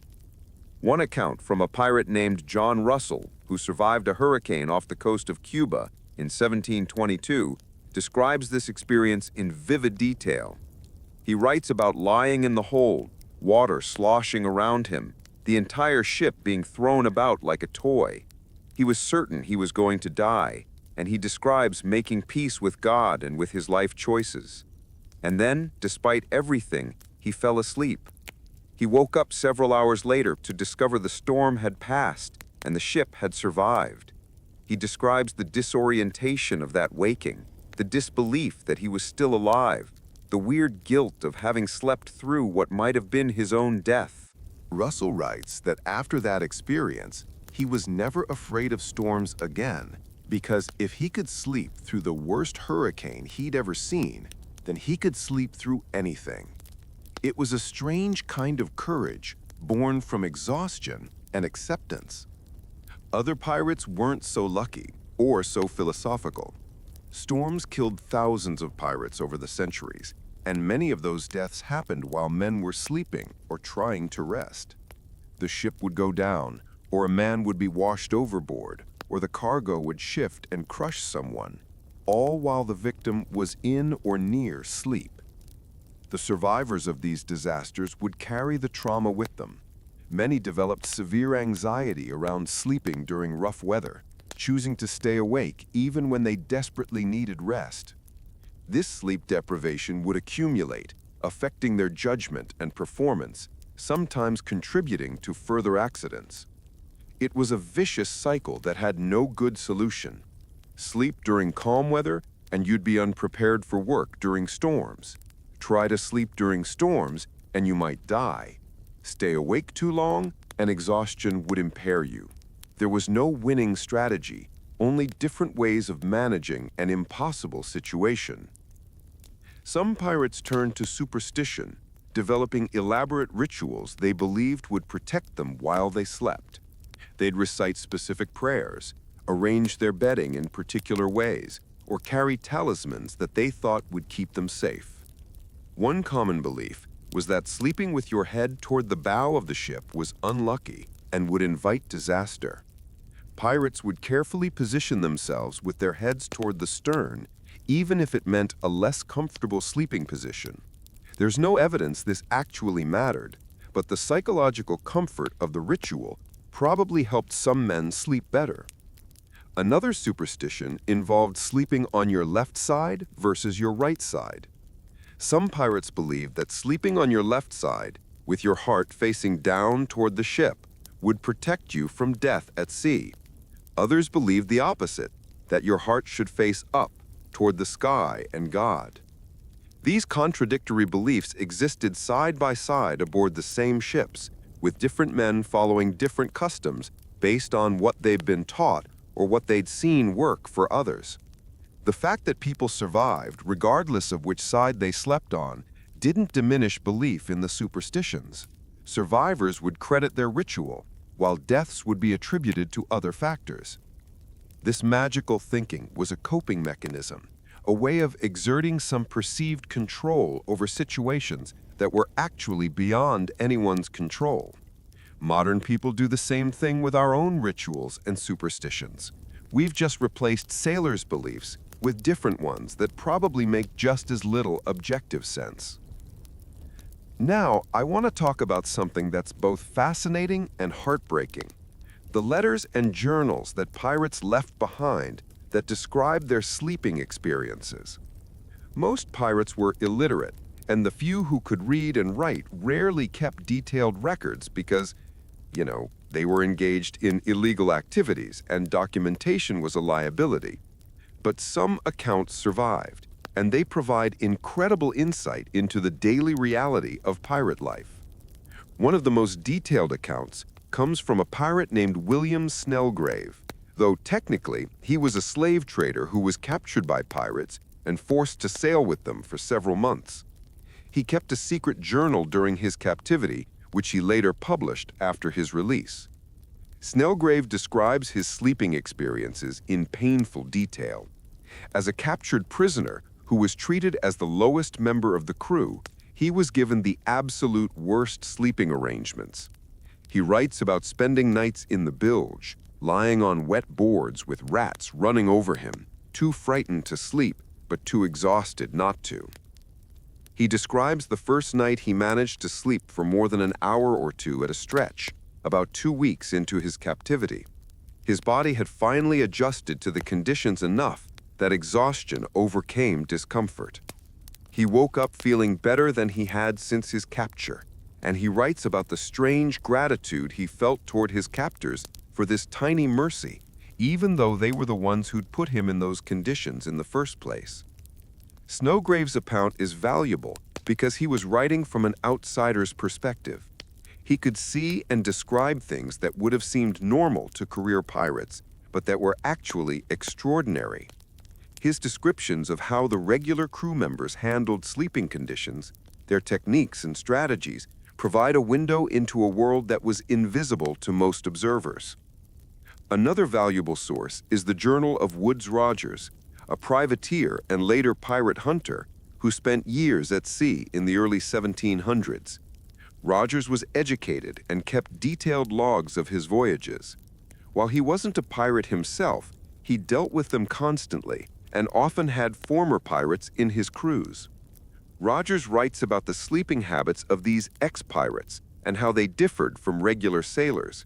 He notes that former pirates seemed to need less sleep than other men, or at least they functioned better on less. He attributes this to their training in the pirate life, where inadequate sleep was simply the norm. But Rogers also notes that these men often died younger than other sailors, and he speculates that the years of poor sleep and harsh conditions took a cumulative toll that eventually caught up with them. He describes several cases of men in their 30s or early 40s who seemed worn out, aged beyond their years, physically broken by the life they'd led. One passage from Rogers' journal has stuck with me. He writes about a former pirate in his crew, a man named Thomas, who couldn't have been older than 35, but who moved like he was 70. Thomas told Rogers that he'd spent 15 years sleeping on wet boards and cold decks, and his body had simply given up. He had constant pain in his joints, trouble breathing, and chronic fatigue. Rogers writes, I asked Thomas if he regretted his years as a pirate, given the toll it had taken on his body. He thought for a long while before answering.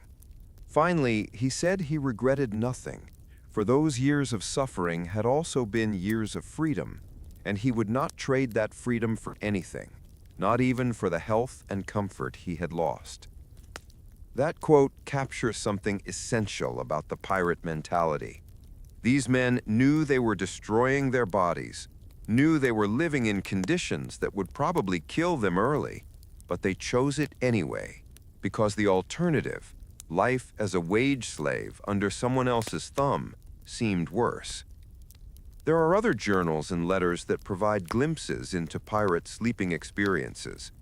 A letter from a pirate's wife, discovered in a collection of historical documents in Charleston, describes how her husband had changed after years at sea.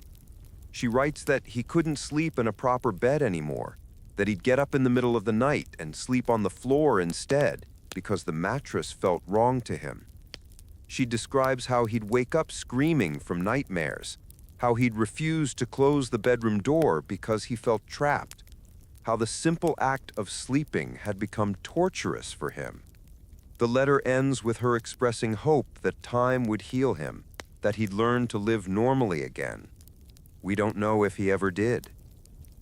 These personal accounts humanize the pirates in a way that the sensationalized stories of treasure and adventure don't. They remind us that these were real people dealing with real suffering, and that the choices they made came with real costs. Now let's talk about age and experience, because your sleeping situation aboard a pirate ship changed dramatically depending on how old you were and how long you'd been at sea. Young pirates, teenagers, and men in their early 20s had advantages when it came to handling the harsh sleeping conditions. Their bodies were more resilient, more adaptable to discomfort. They could function on less sleep, recover faster from the physical stress, and generally withstand conditions that would break older men. But they also had disadvantages.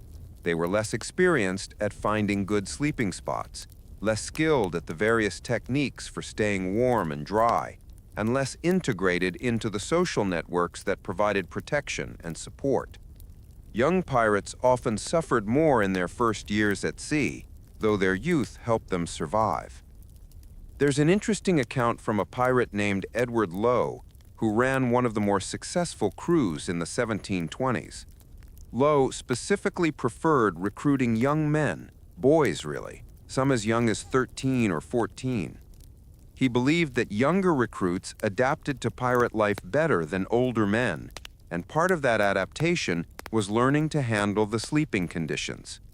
Lowe would apparently put new recruits through a trial period where they were given the worst sleeping arrangements possible.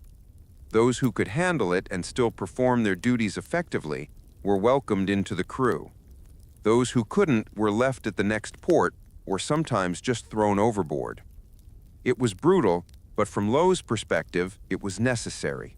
He needed men who could function under any conditions, and the sleeping arrangements were a test of that ability. Older pirates, men in their 40s and beyond, faced different challenges. Their bodies couldn't handle the cold and dampness as well. They needed more sleep to recover from exertion, but the conditions made getting that sleep harder. Joints that had been injured years ago would ache in the cold and damp, making rest painful. Many older pirates dealt with chronic health issues that were exacerbated by poor sleeping conditions. Rheumatism, arthritis, respiratory problems, all of these were common among aging pirates, and all made sleep more difficult. But older pirates had advantages too. They knew all the tricks for finding good sleeping spots and staying warm. They had established positions in the crew hierarchy that gave them access to better accommodations.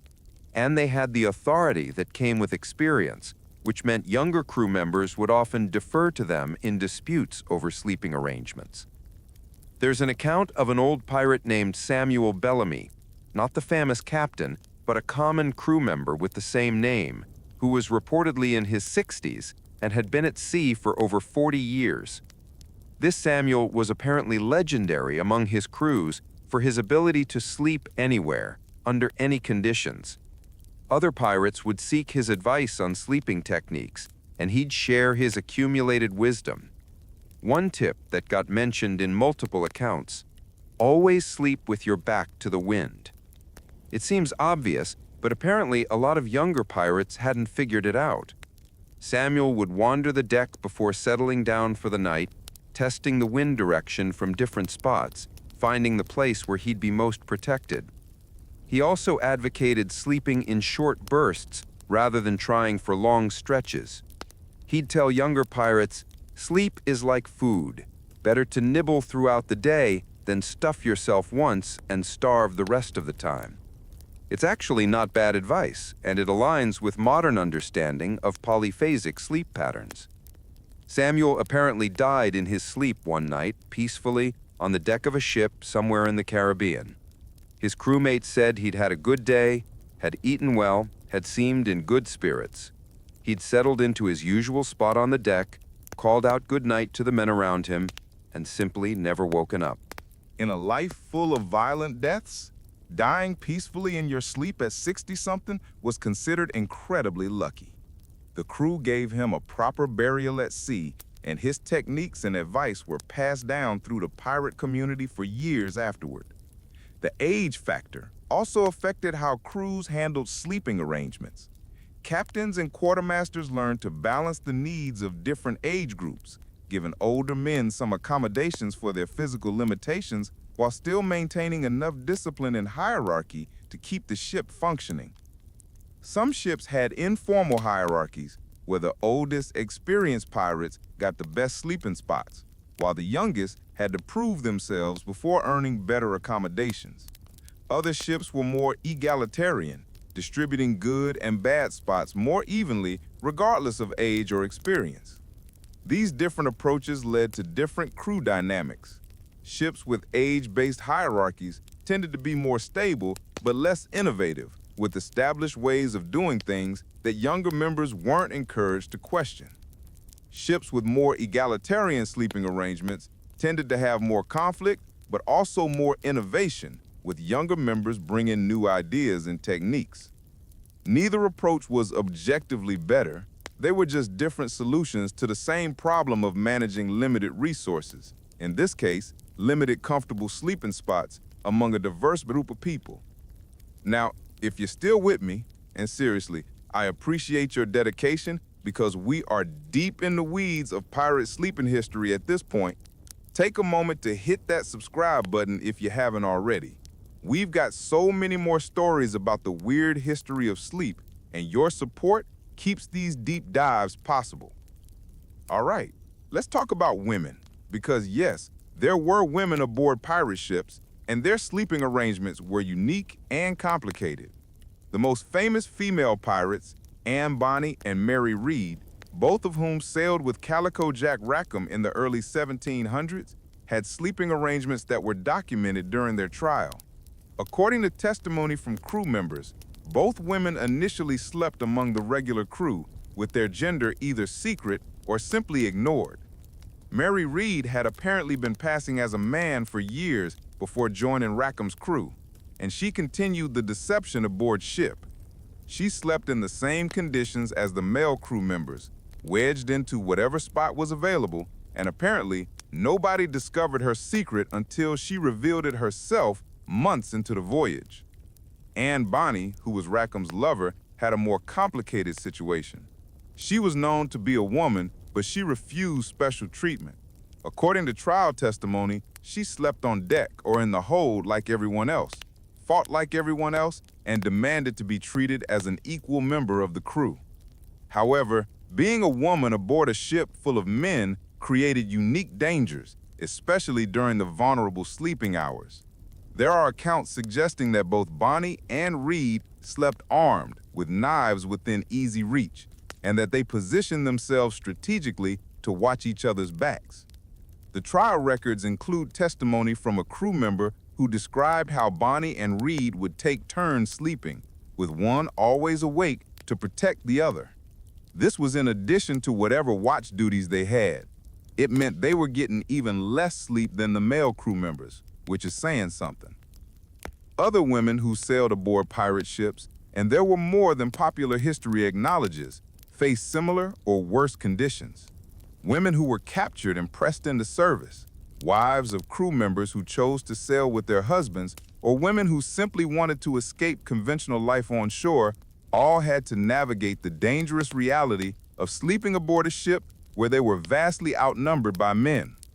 Some captains implemented rules to protect women aboard ship, but enforcement was spotty and often depended on the captain's authority and the crew's respect for him.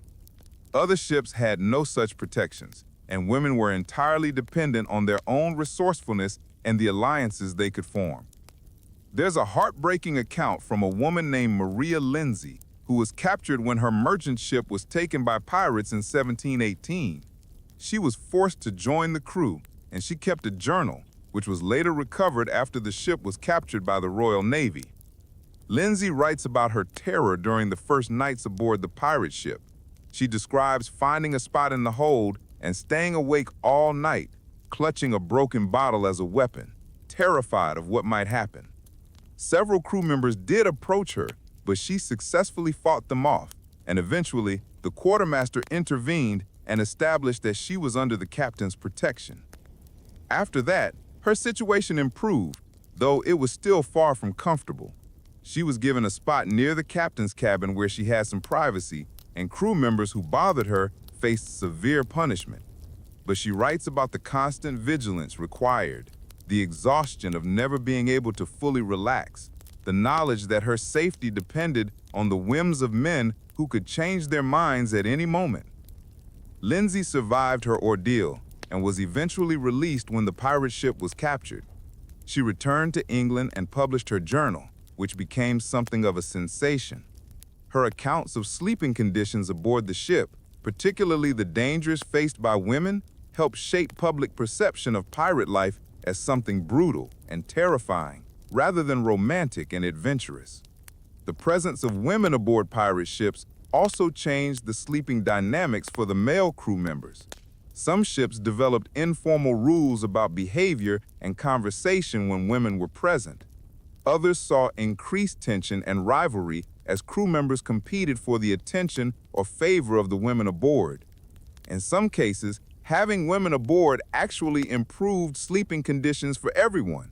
Women would sometimes take on roles like ship's cook or surgeon's assistant, and in these capacities, they'd advocate for better hygiene and healthier living conditions.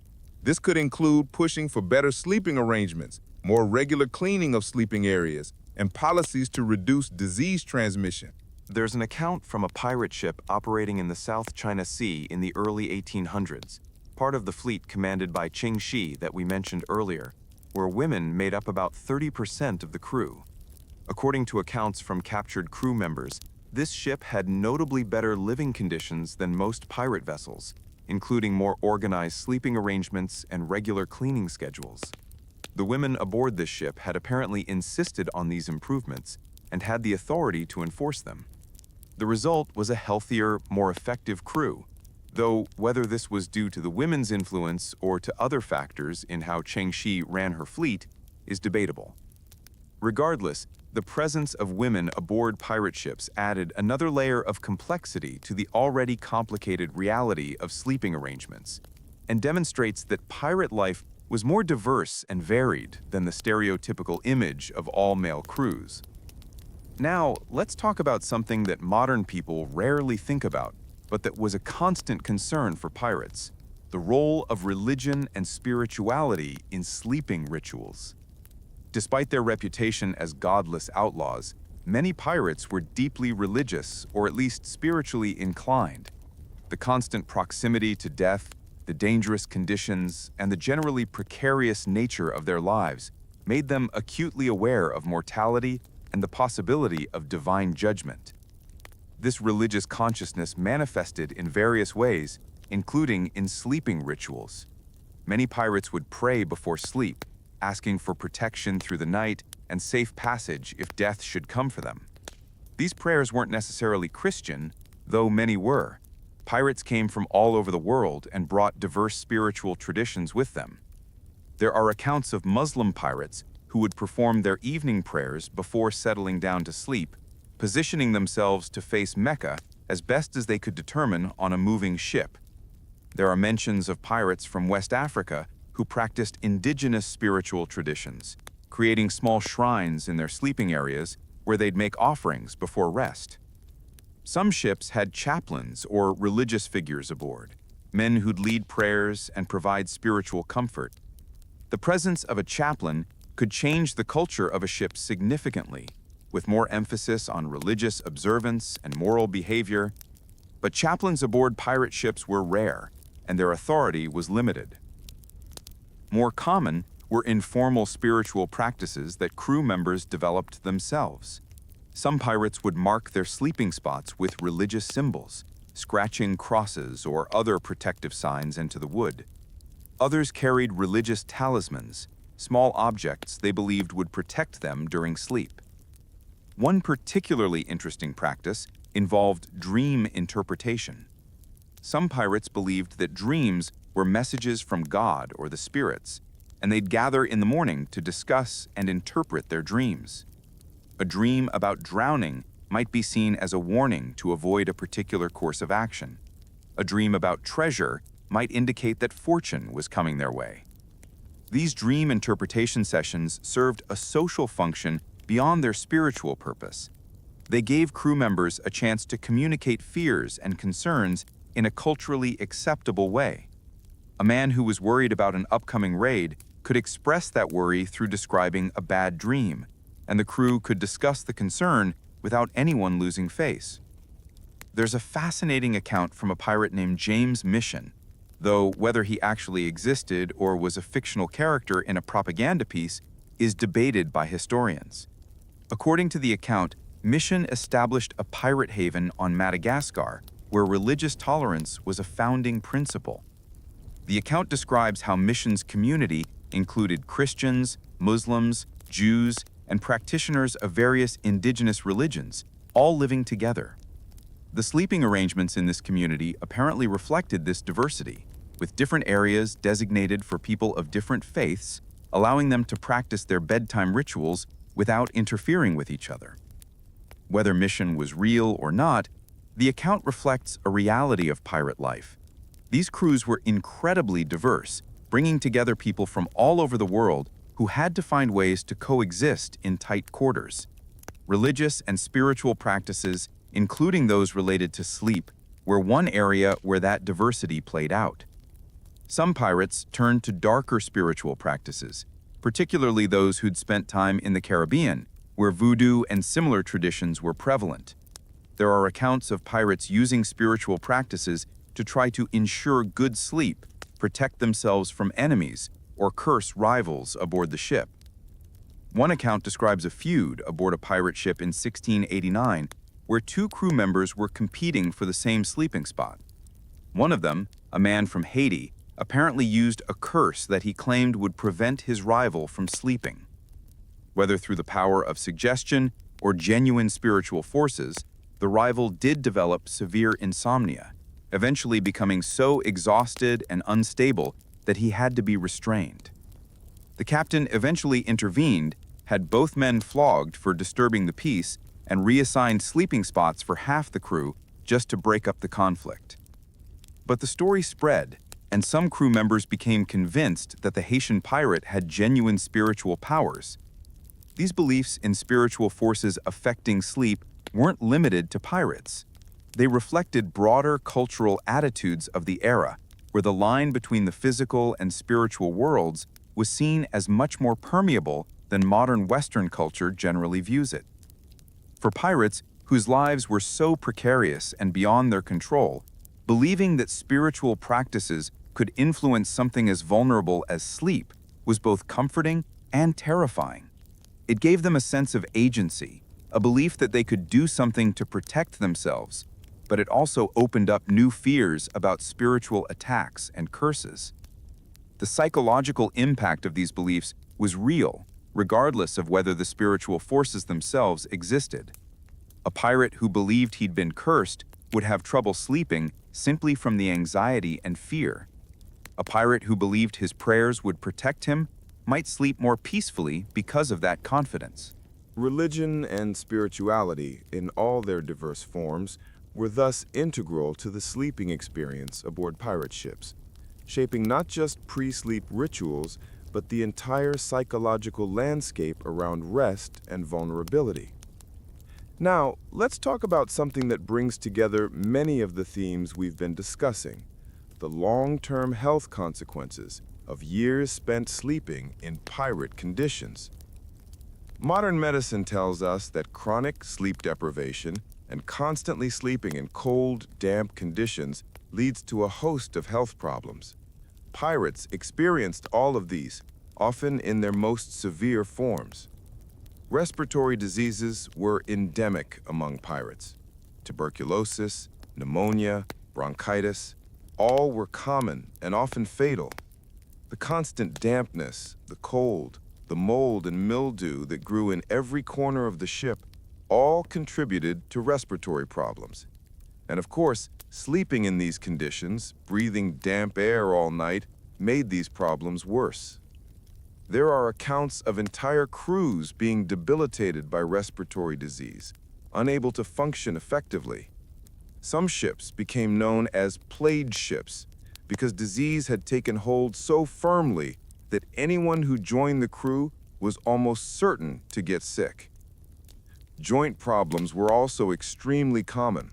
The combination of hard physical labor, poor nutrition, and sleeping on hard, cold surfaces led to widespread arthritis and rheumatism, even among relatively young men. Pirates in their 30s would move like they were twice that age, their joints swollen and painful. Mental health problems, as we've discussed, were rampant. Depression, anxiety, paranoia, and more severe mental illnesses were all common.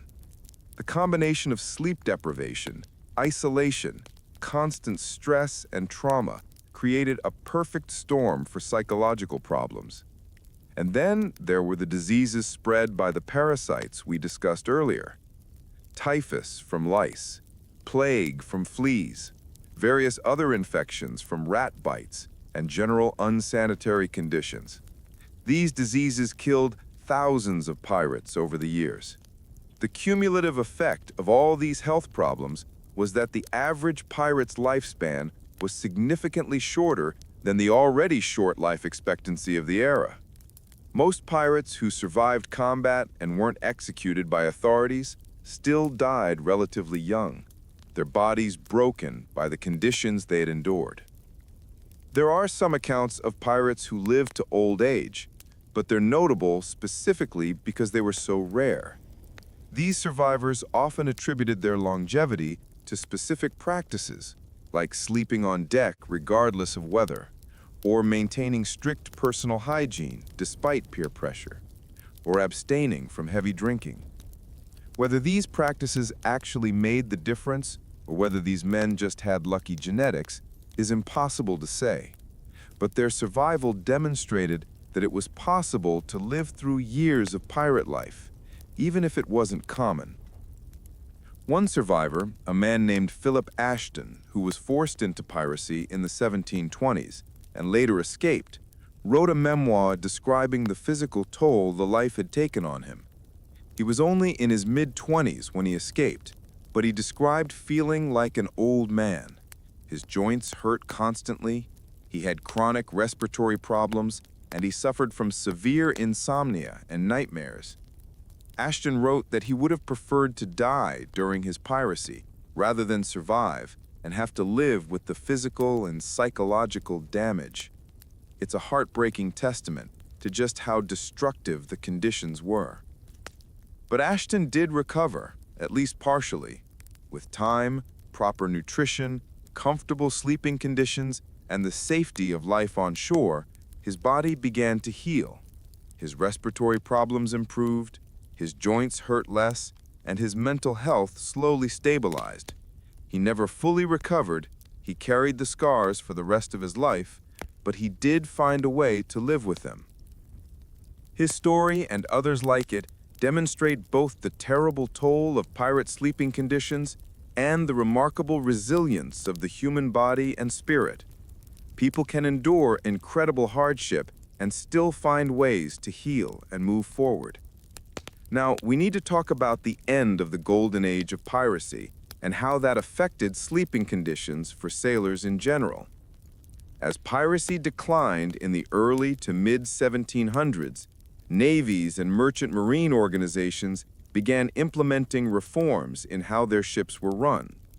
These reforms were partly humanitarian, driven by reformers who recognized that better treatment of sailors would lead to better performance.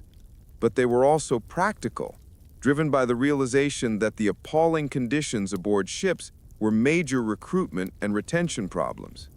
One of the areas that saw significant improvement was sleeping arrangements. Naval vessels began installing proper hammocks for all crew members, not just officers and senior sailors. They began mandating more space per person, cleaner sleeping areas, and better protection from the elements. These reforms were gradual and often resisted by conservative captains and administrators who thought coddling sailors would make them soft. But over time, conditions did improve. By the early 1800s, sleeping aboard a naval vessel or merchant ship was still uncomfortable by modern standards, but it was significantly better than it had been during the golden age of piracy. Ironically, some of these reforms were inspired by practices that had been developed aboard pirate ships. The democratic election of captains, the articles that codified crew rights and responsibilities, even some of the techniques for managing limited resources all influenced how legitimate maritime organizations operated. So, in a weird way, pirates contributed to improving conditions for all sailors, even though that certainly was never their intention. The decline of piracy also meant that the specific sleeping conditions we've been discussing became historical rather than current. By the mid-1700s, there were few genuine pirate ships left, and the men who'd experienced that life were dying out.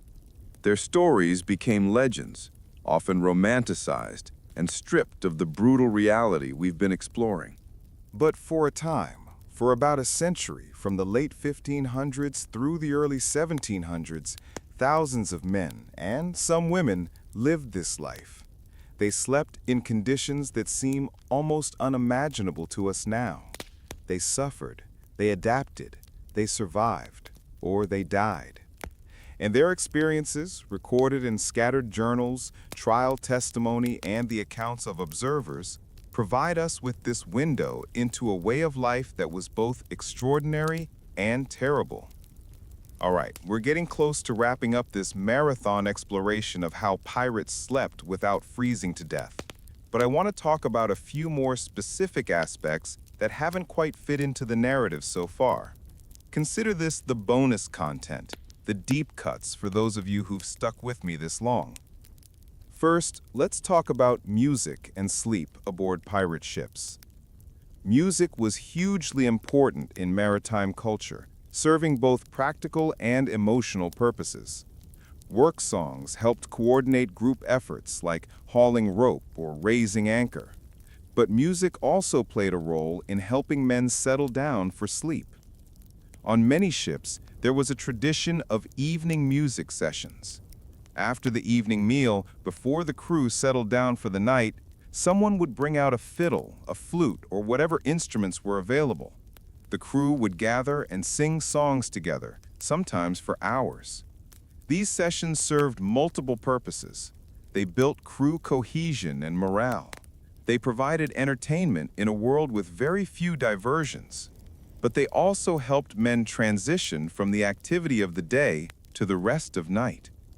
The music created a calming ritual, a signal that it was time to wind down. Some captains actually mandated these evening music sessions, recognizing their psychological benefit. There's an account from a pirate ship operating in the 1690s where the captain required 1 hour of music every evening, weather permitting.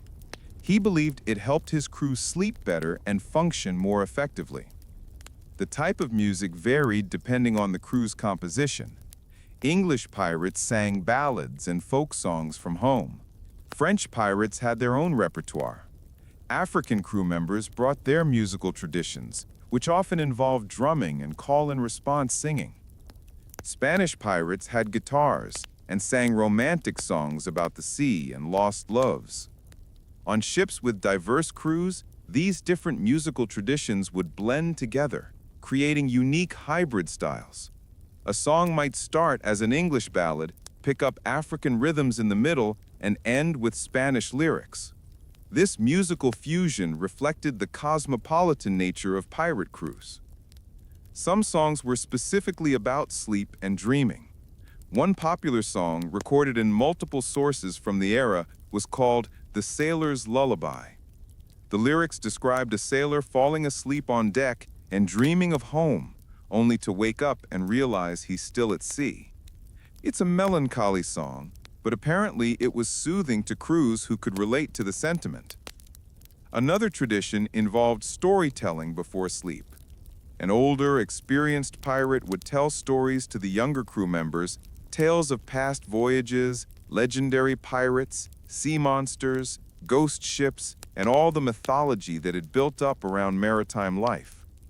These stories served the same function as bedtime stories for children.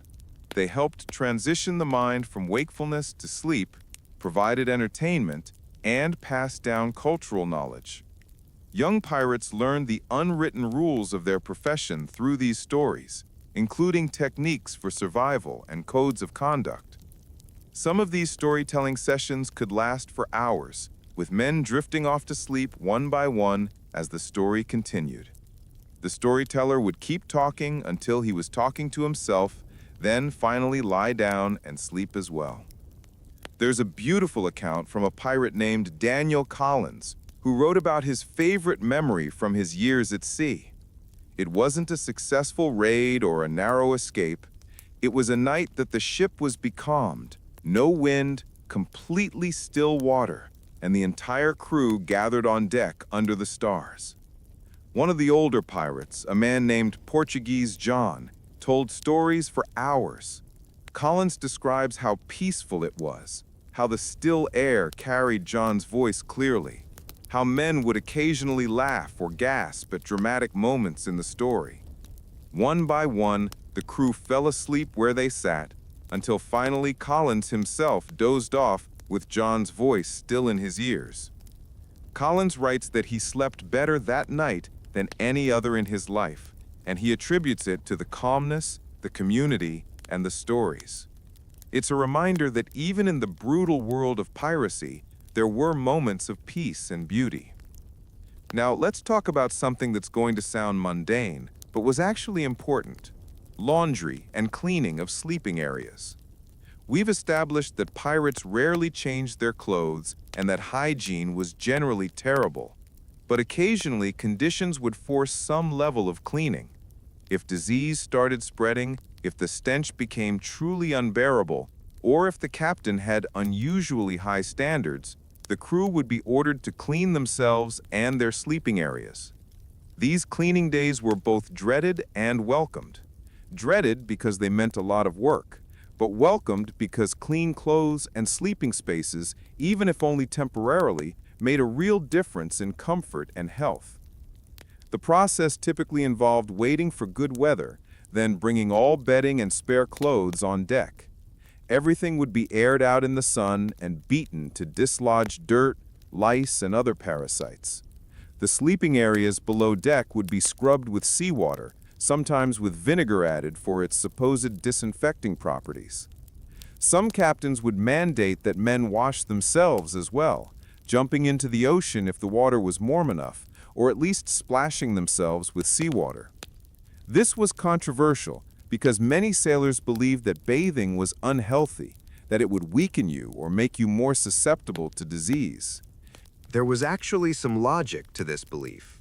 In an era before antibiotics, breaking the skin's natural protective layer of oils and built-up grime could potentially increase infection risk. Plus, bathing in cold seawater could lead to hypothermia. So the superstition against bathing wasn't entirely without foundation, even if the reasoning was flawed.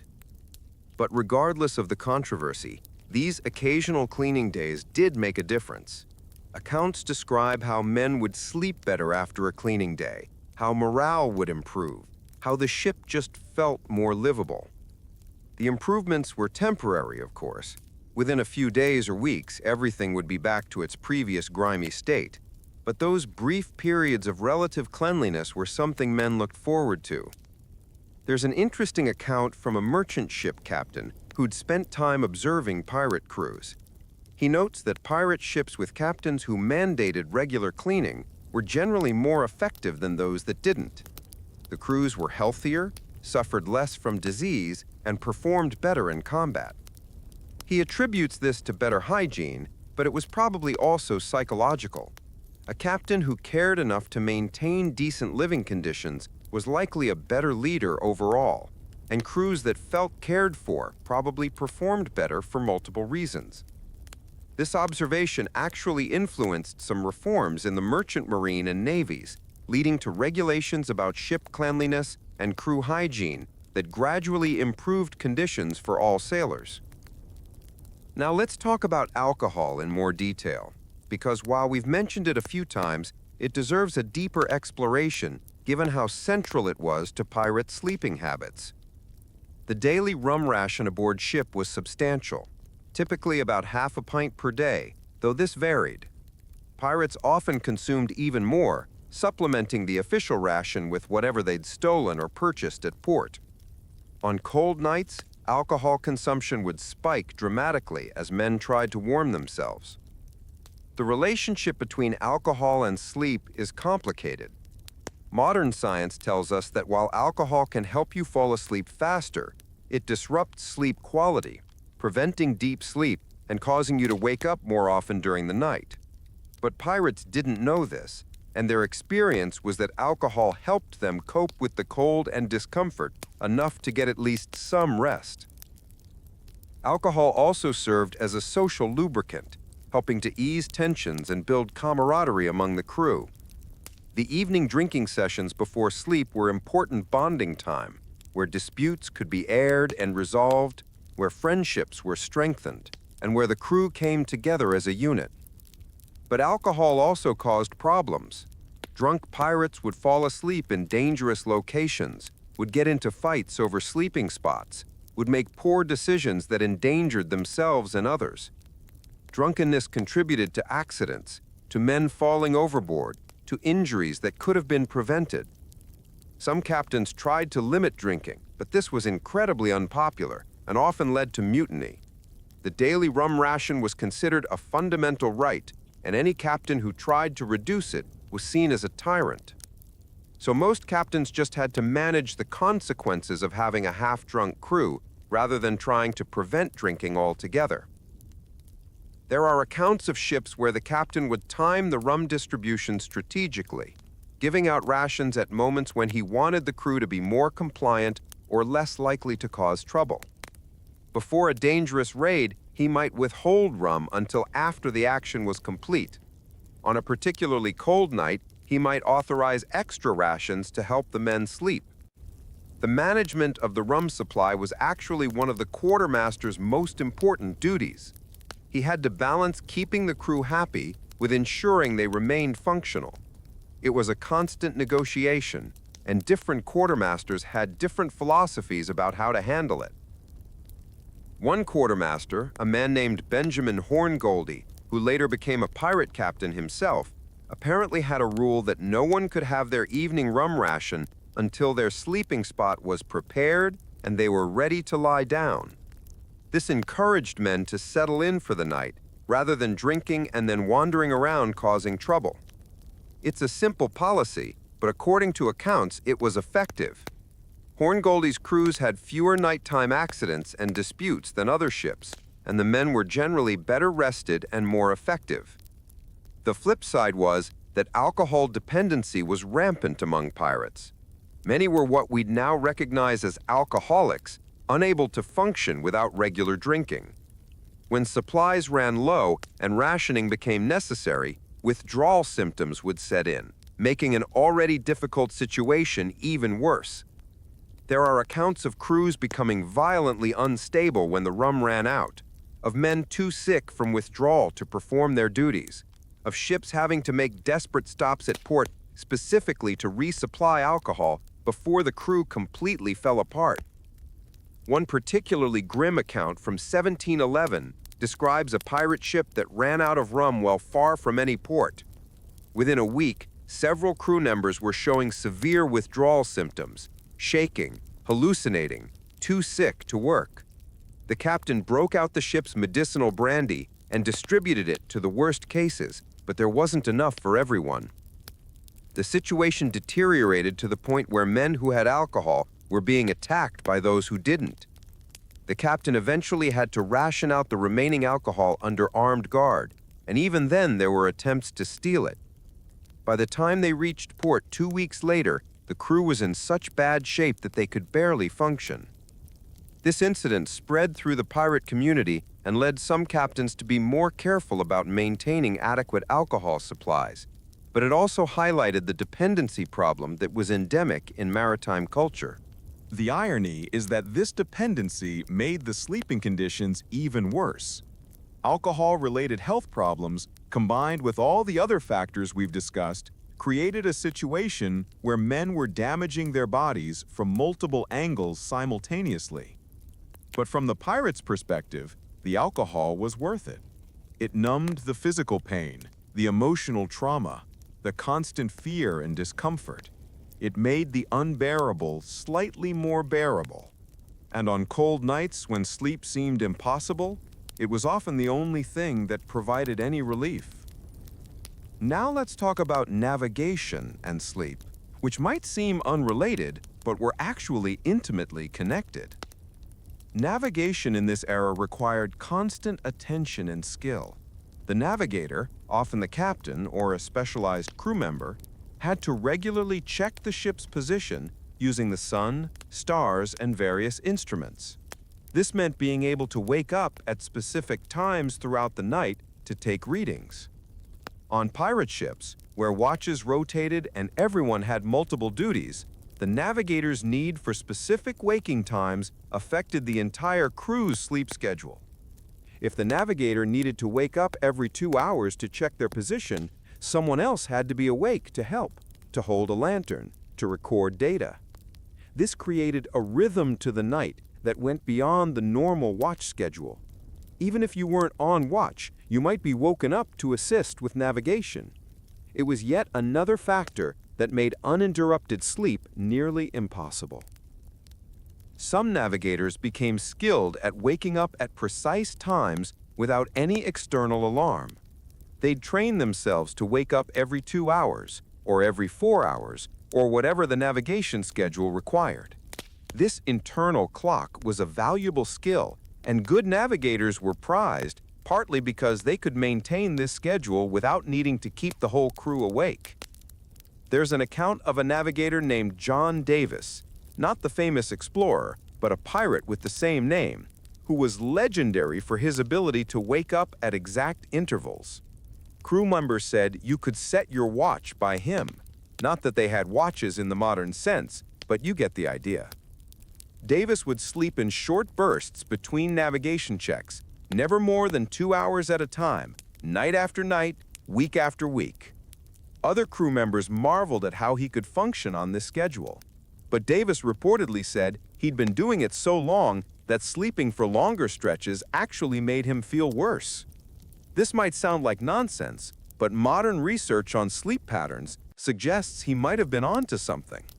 Some people can adapt to polyphasic sleep schedules, where they take multiple short sleeps instead of one long one.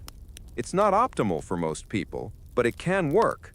And for a navigator who needed to wake up regularly anyway, it might have been the best strategy.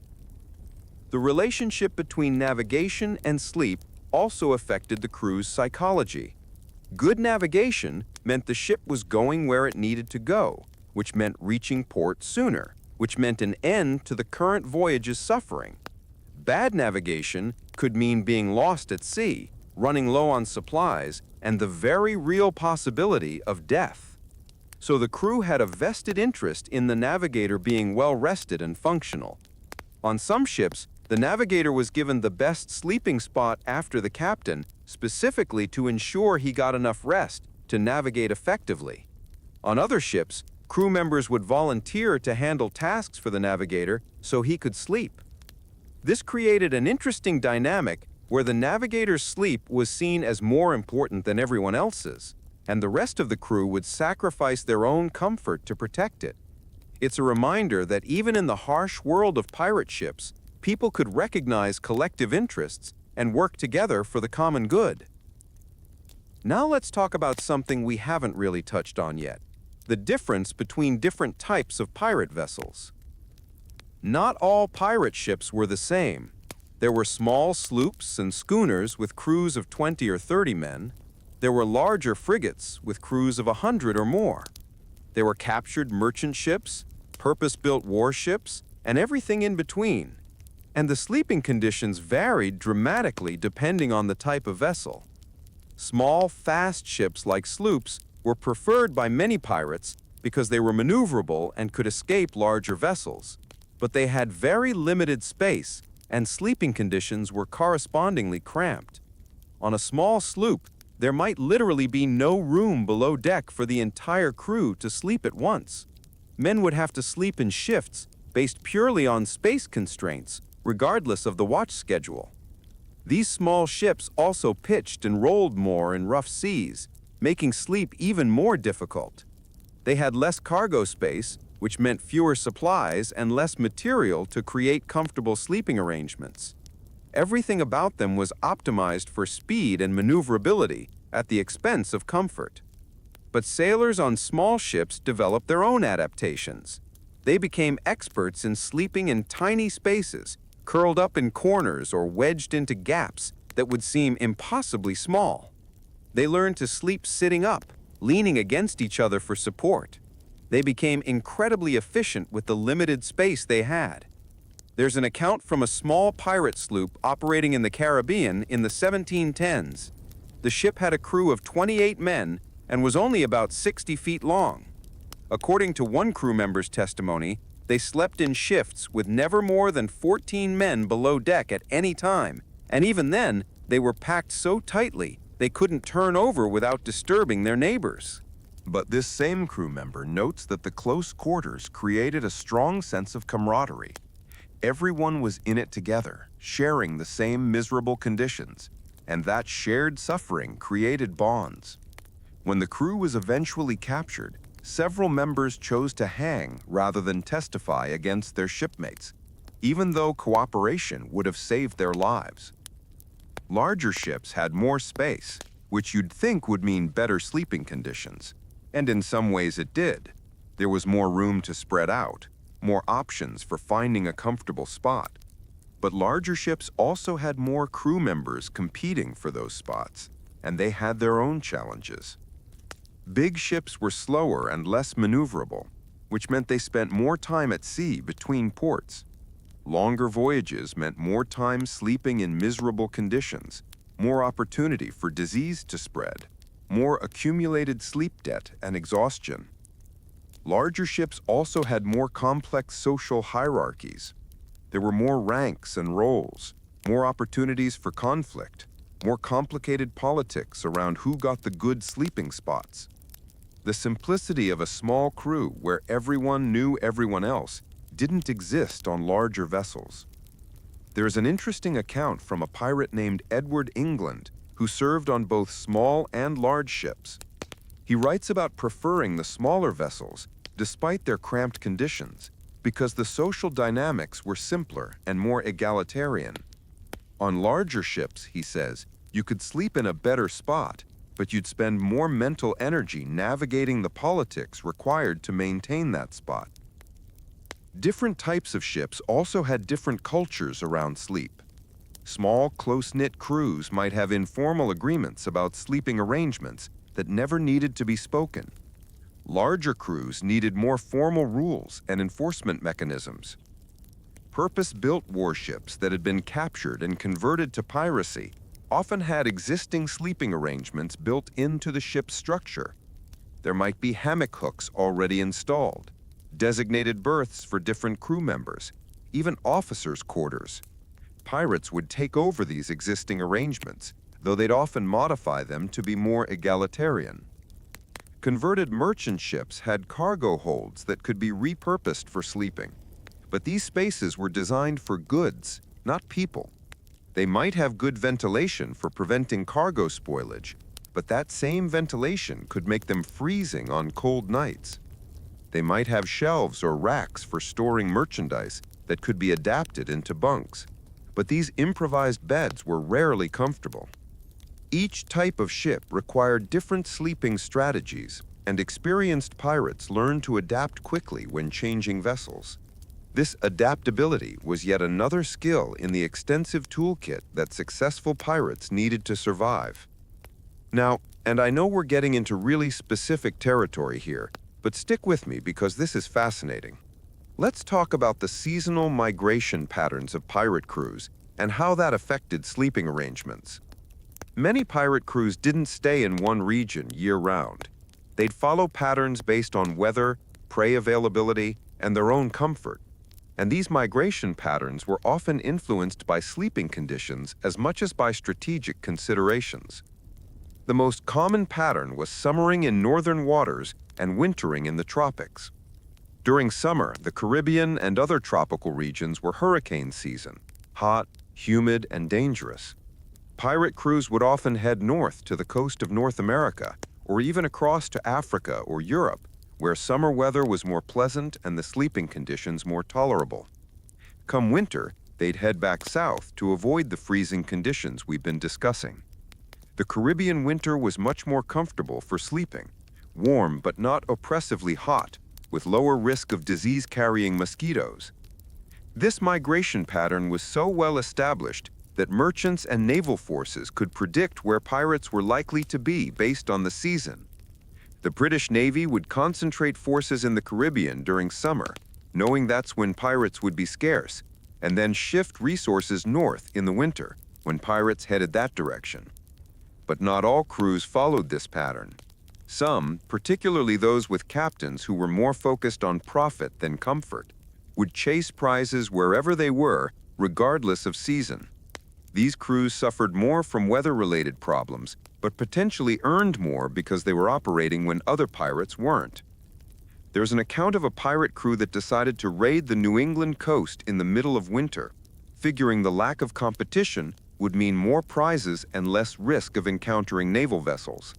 They were right about that, but the sleeping conditions were so brutal that they lost a quarter of their crew to cold-related deaths before they gave up and headed south. The survivors described that winter as the worst experience of their lives. They were sleeping on frozen decks, breaking ice off their blankets in the morning, finding crew members dead in their sleeping spots. No amount of treasure was worth that suffering, and the crew mutinied, forcing the captain to head for warmer waters. That story spread throughout the pirate community, and reinforced the wisdom of seasonal migration. Most crews learned to work with nature rather than against it, accepting lower profits during certain seasons in exchange for survivable conditions. The migration patterns also created a rhythm to pirate life, a yearly cycle of movement and change that gave structure to an otherwise chaotic existence. You knew that winter was coming, that you'd need to head south, that there would be a long voyage ahead. This predictability was comforting in its own way. And the migration itself, the long voyages between summer and winter hunting grounds, became important periods for the crew. These voyages weren't focused on raiding, they were about getting from point A to point B. The pressure was off, at least somewhat, and crews could focus on maintenance, rest, and recovery. Some pirates describe these migration voyages as almost pleasant, despite the usual discomfort of sleeping aboard ship. The lack of combat stress, the clear goal, the knowledge that you were heading somewhere better, all combined to make the journey tolerable. There's a lovely passage in a pirate's journal, I don't remember which one specifically, describing a migration voyage from Massachusetts to the Caribbean. The writer talks about how each day the air got a bit warmer, how the nights became less brutal, how you could feel the crew's spirits lifting as they sailed south. He describes the first night where it was warm enough to sleep comfortably on deck, how the entire crew chose to sleep outside under the stars, how they could finally rest without the constant battle against cold. He says it felt like being reborn, like emerging from a frozen hell into paradise. It's a reminder that comfort is relative. What seemed like paradise to a pirate who'd been freezing for months might still seem pretty uncomfortable to us, but the relief of relative improvement was real and powerful. All right, I want to talk about one more major topic before we start wrapping this up: the role of storytelling and oral history in preserving knowledge about pirate sleeping techniques. As we've discussed, most pirates were illiterate, and written records of pirate life are relatively rare. But pirates had a rich oral tradition where knowledge was passed down through stories and direct teaching from experienced crew members to newer ones. This oral tradition was particularly important for survival skills like managing sleep in difficult conditions. An experienced pirate would take newer crew members under his wing, literally and figuratively, showing them techniques for staying warm, finding good sleeping spots, and generally surviving the night. This mentorship was informal but crucial. Young pirates learned by watching and listening to older ones, by being told stories about past voyages and how men survived them, by absorbing the accumulated wisdom of generations of seafarers. Some of this knowledge was practical. Sleep with your back to the wind. Keep your knife where you can reach it. Never sleep near unsecured cargo. Other knowledge was social. Respect the established sleeping hierarchy. Don't steal someone's spot. Watch out for your sleeping group, and they'll watch out for you. But beyond the specific techniques, the oral tradition passed down something more important: the mentality needed to survive. The acceptance that sleep would never be truly comfortable, that every night was a challenge to be overcome, that your survival depended on your wits and your willingness to endure. Young pirates would hear stories about legendary crew members who could sleep through anything, or about disasters that befell those who violated sleeping protocols, or about clever techniques that saved lives during particularly brutal voyages. These stories weren't just entertainment, they were educational tools, teaching through narrative what couldn't be written down. There's an anthropological concept called procedural knowledge, which refers to knowledge about how to do something rather than facts about the world. Much of what pirates knew about sleeping aboard ship was procedural knowledge, stuff you learned by doing rather than by reading. This knowledge was embedded in the culture, transmitted through apprenticeship and storytelling, and it evolved as conditions and technology changed. Techniques that worked for one generation would be modified and improved by the next, with the most effective approaches gradually becoming standard practice. When the golden age of piracy ended and these crews dispersed, much of this knowledge was lost. Some of it was preserved in the written accounts we've been discussing, but the full richness of the oral tradition couldn't be captured in text. We're left with fragments, hints of a much larger body of knowledge that once existed but now has vanished.